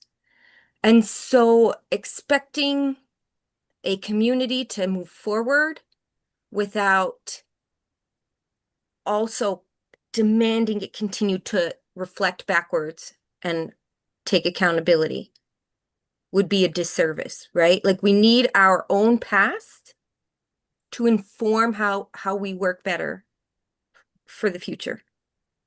Because we have the 10 Commandments, we have the Beatitudes, we have the corporal and spiritual works of mercy, we have the footprint we need. We just have to act on it in a way that the first doctor, Jesus, the Palestinian born under occupation, would have done. Can I just add, Mary Beth, can I just add that we all, one of the, sorry. That first doctor is Doctor Against Genocide. Yeah. تفضلي Marta, تفضل. It's okay. I was just going to say that, in the Catholic worker movement, which is kind of my cradle for Catholicism, one of the things we say is that one of the best kept secrets of the Catholic Church is the social teachings, which goes back centuries. Do you suppose that might be by design? Because how can a church maintain its own supremacy, white supremacy, and control the population if it empowers its working class members? Power. Yeah, no. There's the corruption of power. Yeah. Right. Yeah. I mean, you go on a tour through old school villages, even in like Germany, and you see where the priests lived in the 1200s compared to like where the people lived. Yeah. But I guess I think also this week has been a huge one coming out of Rome. I'm not Catholic. As I always say, I come from the Anglican Church, which brought you genocide. So I take, I want to stay in the church so I can keep hounding them on this. But the Pope just came out with Magnificat Humanitas, which is, first of all, beautiful. And he just disrupted, he went right to the Jesus principle. You must speak truth to power. And he basically burned the playbook of the past and said it is unjust to remain neutral. It is unjust to remain neutral. And the Pope, I'm just reading something written, the Pope is deploying the full moral weight of the church as an active adversary to modern state violence. Fantastic. So good, eh? So, Father John, with your group of priests, has there been any thought in trying to figure out who the priests are for the Catholic members of Congress and engaging with the priests who are like the parish priests of the Catholic members of Congress? Because I was actually, when Mother Isaac was in the US a while ago, because he went to seminary here in Philly, Philly area. So he was here a while ago, back when Joe Biden was president. And I was like, hey, Mother, let's go. I know where Joe Biden goes to church. Let's go to his church, talk to his priest, and be like, yo, you got to get your guy in line or excommunicate him because he's a genocider. And we're not doing that anymore. And it didn't work out. He had other commitments, or maybe he didn't want to go occupy Joe Biden's priests. No. Muntha is Baptist, Well, right, but the collar is the collar. Going collar to collar is better than Mary Beth Brownlee trying to bring her high school theology, right? Like Munther is better prepared for the intellectual and spiritual battle than I am. No, but yeah, doing very well. It's I think 18 years of Catholic school. So anyway, Father John, if we know who the parish priests are for all these Catholics in Congress, what if Priests Against Genocide are like, that would be a good enduring project to go collar to collar with the priests directly who are called upon then to be the spiritual guidance for these members of Congress. Yeah. Just an idea. That's a tremendous idea. And I think that's the kind of pressure that we need to bring to bear. And I don't know how you find out. And when I say that 35% of the Congress are Catholic, that doesn't mean they go to church. You understand? No, but if if they're open enough about their religion, right? That's all right. Like you don't have to go to church, but I'm still going to hold you to it. Right. We should still bring pressure to bear on them by all means. And pressure I think from all sides in all ways. Yeah. You're exactly right. I mean, I'm pretty good with open source intel. I can we can start figuring out some high value primary targets and who their parish priests are. All right, I got you. No problem. Okay, guys. Thank you. I think I exchanged my identity with a white doctor, Dr. Mark Brunner. Are you there, Dr. Mark? So we're gonna be, I'll take the white identity, you'll take the brown identity. Dr. Mark, are you there? I am there. I am here. I'll put on your camera so people, you have a proof that you're a white person, not a brown person, please. If you're there, can you please change his name? I will attempt to turn on my video. Yeah. Yeah, it's good. It's working now. On. Good. Hello, everyone. Hello. Hey, Mark.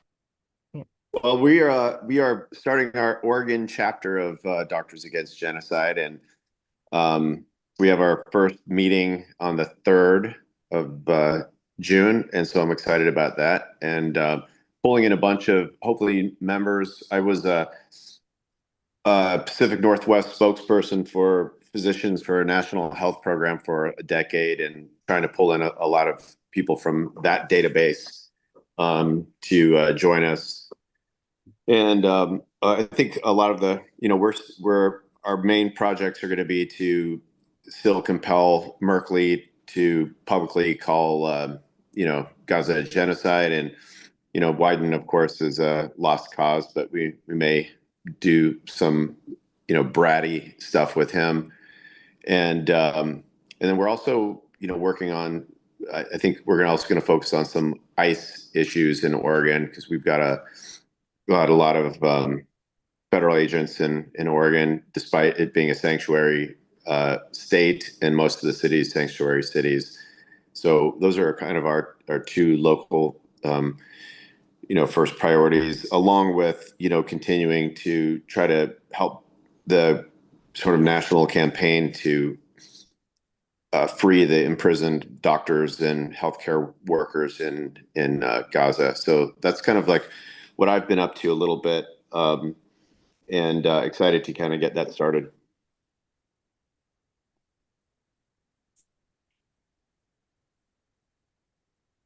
Are you still with us, Mark? Yeah, I'm here. Thank you, Mark. Thank you. You're welcome. Great work. So we're going to start a group in Oregon. Yeah. So our first meeting's on the 3rd, and I think it's going to be a good group. It's going to really help, I think, pull a lot of different organizations together, and it's going to help us recruit, more physicians. Because Oregon is an interesting state. There's only 4 million people. I call it the West Virginia of the Pacific Northwest. There's not much of an economy. It's mostly rural. Portland is a very liberal, progressive place, but the rest of the, and a few places along the I-5 corridor are progressive, but most of the state is pretty conservative. but we're going to try to, get a upswell of healthcare workers to join and to pull a bunch of different small kind of groups together, people that are working on just social justice and human rights and different and healthcare, and kind of pull them all into our organization. Yeah. Thank you. And Dr. Mark, you have been to Gaza yourself. We have Dr. John and Dr. Conley here. If you want to share a little bit about your experience in Gaza, I think that might be helpful. No, absolutely. So I spent 21 days there in June of 2025. That we had perfect timing for the beginning of the GHB distribution centers. So working at Nasser Hospital, we were receiving 250 trauma patients a day, and on the worst day, June 17th, we had almost 500 level 1 trauma patients in 24 hours, which is basically impossible to manage. It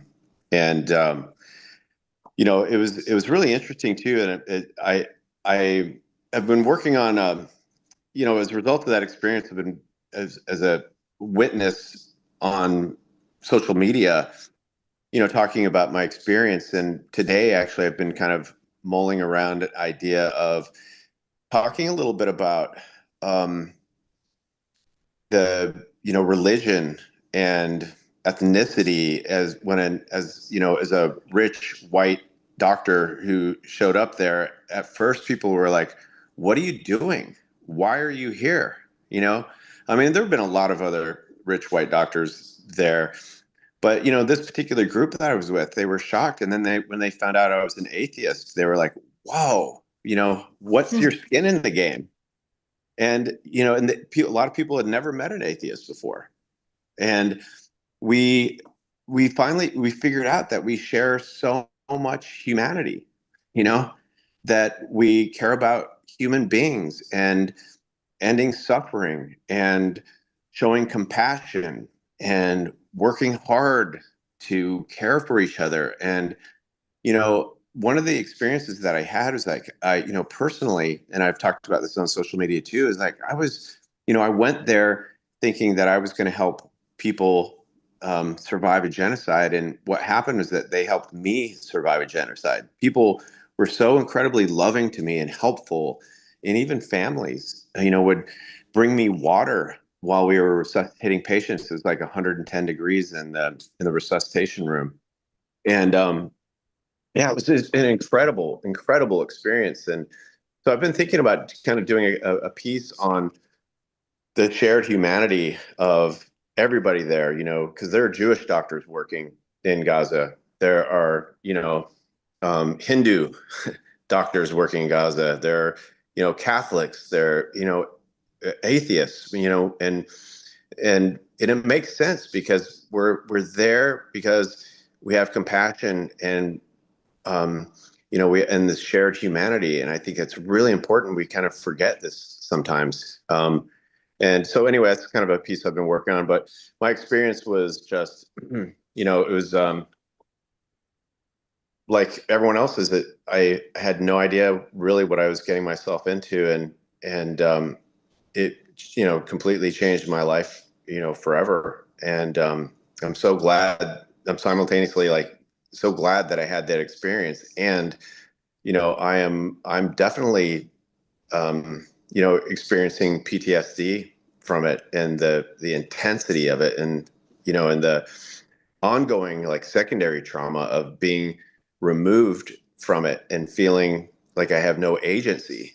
And this is one of the things that I love about Doctors Against Genocide, is it's really, for the first time since being back, giving me a sense of agency, and that I'm working with in solidarity with a bunch of people with the same idea, and it's been really wonderful and important for me to be part of this group. So that's kind of my experience and some of the stuff I'm up to at the moment. But yeah, I'm very happy to be part of this group, and I'm shocked that I usually work weekends. I usually work 3 Sundays a month, so having today off was a gift.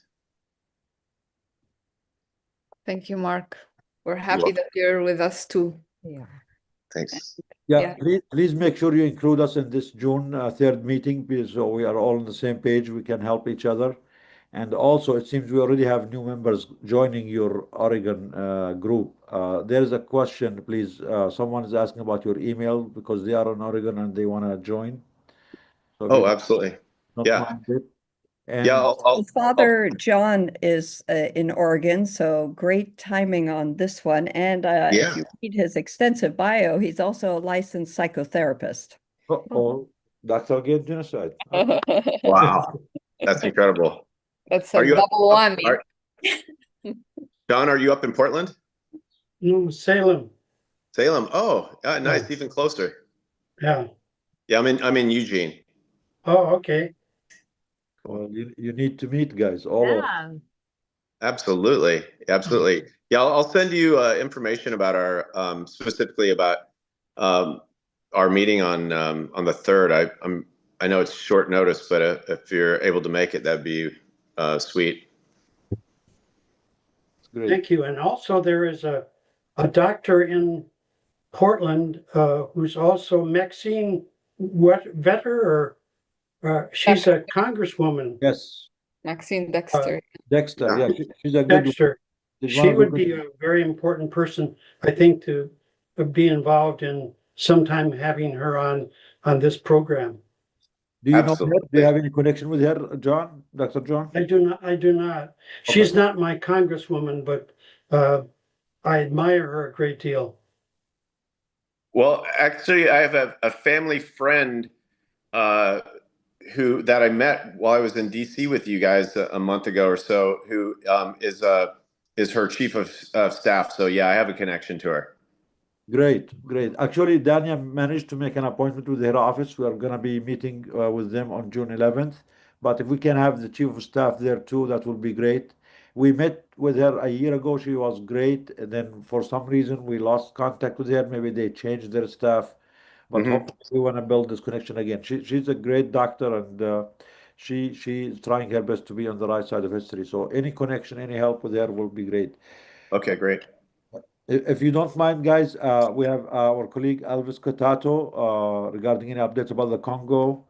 I'm sorry, Elvis, if you're still here, we were late on you, but if you're still here, we want to hear about any updates about the situation in Congo, especially about the outbreak of the Ebola virus there. Ebola virus. Elvis, are you there? Yes, Yeah, good guys, for the evening. delay, please. It's all yours. Yes, thank you very, very much. Good evening to everyone from Goma. We say hi to every single member of this amazing panel, but also greetings to everyone who's watching and listening to this webinar. The update, as everyone knows, we have been in this situation of emergency now is gone for about 2 weeks, 14 days exactly, since the outbreak of the virus Ebola. Numbers, tonight we just heard that the numbers of death has gone past 250. And that is it has been reported this night. Still, there is no cure. Still, people facing the challenge that we all know. The virus is there, but community are not easy to reach. When we talk about community, as you know, the work that we do is mainly to go and reach the community that are affected. And I can say on behalf of our colleague from Let's Act Together, with the support of Doctors Against Genocide, we are reaching the people where no one else is reaching. No one else is getting to them. So what was recommended to us when we had this news was to make sure we inform people.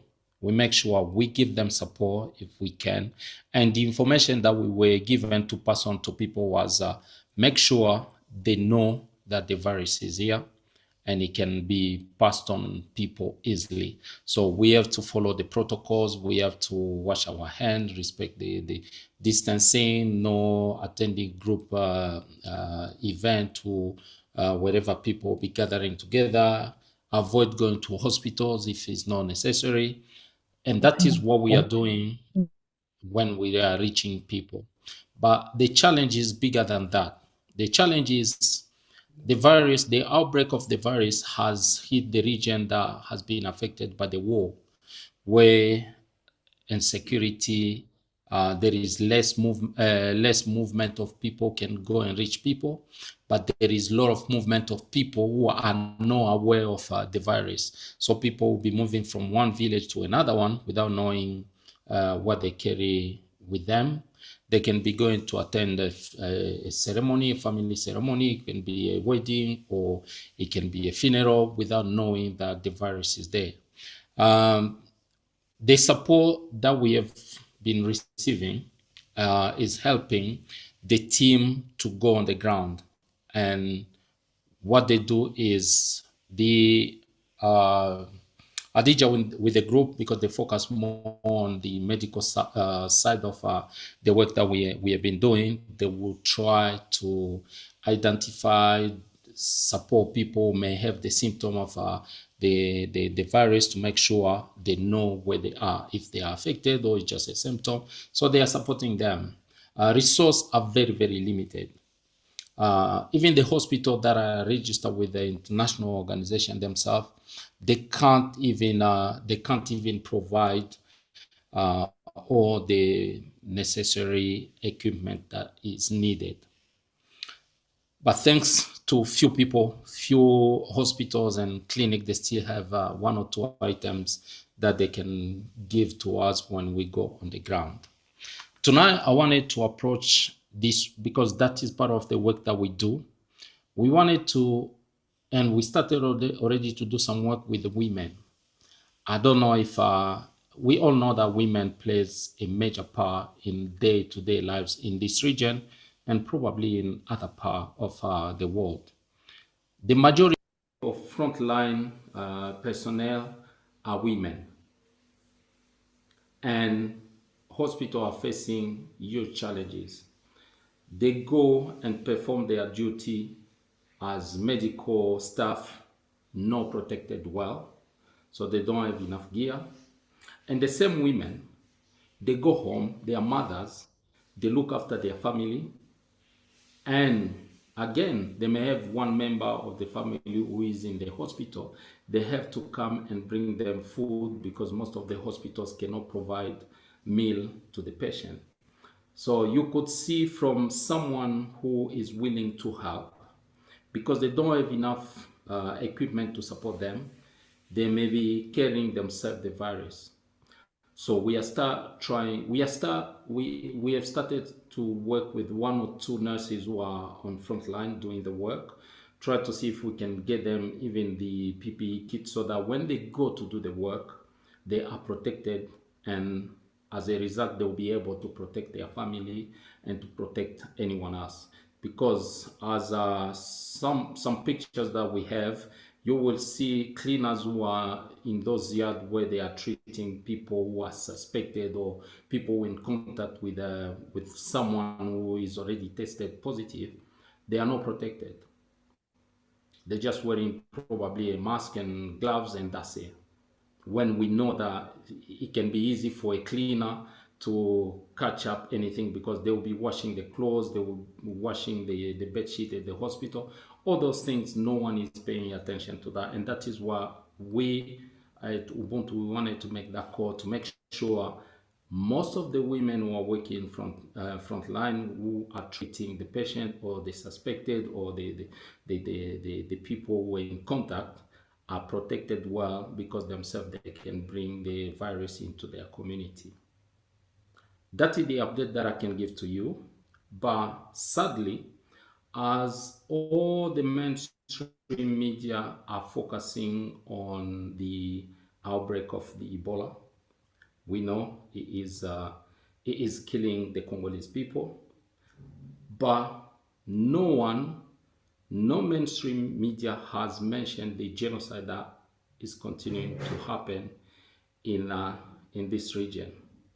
The night of yesterday, the 30th, in the same town, Beni, the capital city of Ituri that is the epicenter of the virus, the rebel group IDF went into this camp and killed 6 people from this minority group, the Pygmy, and no one, no mainstream media, no a single politician, no even the member of the UN who had been there had mentioned. And we've got pictures that we received since this morning of the young people being beheaded, and it's sad. Probably the only voice that they had, a comedian from that community, has been killed too. And that is what is happening. It is not because everyone is talking about Congo today, is talking about the outbreak of the virus. Everyone is fighting to find a solution. On the other side, the Congolese people still going through genocide. They're still going through the most outrage, atrocity that can happen. That is the news that we have. So please, let's continue fighting to end genocide wherever it's happening, because it is. We are living in this silent genocide, as you can see. No mainstream media, and some of us who try to publish those content or stories, we get shadow banned by the mainstream media because they are all working for the same master. They can't let us publish those stories and reach more people. So it is a sad day once again in this region, and in Beni in particular, to lose those 6 young people on the hands of rebels that everyone knows. It is not the very first time. Few months ago, they burned the entire village. They killed more than 150 people, and no one is talking about that genocide that is happening to our Congolese people in their own land. Thank you very much, Doug, once again for everything that you have been doing, the support that you have been giving us to be able to continue supporting the Congolese people who are in need, but also the platform for us to come here and share our struggle, and also listen to others people struggle, challenges, and the way they deal with the situation that they face. Thank you very much, Doctor. Thank you, everyone. Thank you, Elvis. Thank you for your voice. Thank you for speaking up your truth about the genocide of your people and about this outbreak. We are really grateful that you're coming to us and sharing truth from the ground. And I apologize that we were late on sending funds to help, especially now with the outbreak you needed. Please support DAG. I'll be sending the fund. We will be transferring them first thing tomorrow morning to you and Khadija to help your teams raise awareness in the community to try to spread, try to limit the spread of this lethal virus. What is really heartbreaking is not just the silence on the genocide in Congo and Sudan, and even in Gaza. Many people are speaking about it. They're still not doing anything to stop it. When they talk about the Ebola outbreak in Congo, the media here, the politicians, when they talk about it only from the framework that, oh, if this comes to us, look at those all white supremacists in the United States. Oh, someone might bring Ebola here to the United States, which is true. I mean, it is a risk. We need to fight the risk of spreading this. But no one talks about those poor people who are enduring this virus, who are dying. No one is lending a hand to help that community deal with it. This is a community that has been undergoing genocide for decades, and the only thing we care about this outbreak is we don't want it to come to us. But for them, having no hospitals, no medications, no sanitation, living in poor condition, have been undergoing genocide forever, let them deal with it. It's okay for a Congolese human being to die from Ebola as long as it is contained there. And thank you also. I want to bring up what you shared, you and Khadija, last week, that despite all the fear from this outbreak, from this virus. No major international organization has reached out with supplies, with intervention to help the community there deal with it. It's just talk, and all what they care about is just as long as it doesn't come to us, it's fine. If it stays there. So please keep coming back, keep raising your voice. Please, we encourage everyone, speak up more about the plight and the genocide of Congo, about the Ebola, about the need of this community anywhere. Share the need that we all intervene to have the United Nations, the World Health Organization, all major organizations, countries, lend their hand and help the communities there. They need a lot of help. And also support us that we can help them more. But we know that our intervention is small compared to the huge needs that are there in Congo. We need the major actors to intervene also. So thank you, Elvis. Proud to have you. We apologize for the delay. But we want to hear from you every week, please. Anyone has any questions to Elvis, please? Any questions to Elvis? Okay, so we're gonna keep talking about Congo, about Sudan, about Gaza. Hadil, do you have anything to share, Hadil? Hadil Abdel Fattah. Hadil runs 3-4 non-profit organizations, all focused on human rights and justice and stuff like that. So she multitasks. So maybe she's busy. So thank you, everyone. Thank you for being with us, Father and Dr. John. We're proud to have you, to hear from you. Dr. Conley, be proud of being a doctor. The ones who are silent are business people. They are not doctors. True doctors are the ones who speak up. You are the true doctor. All the other ones who are silent are just business people. They are in this for money, for profit, not for life. The true doctors are the ones who deserve this title, who deserve this license, and who deserve this profession.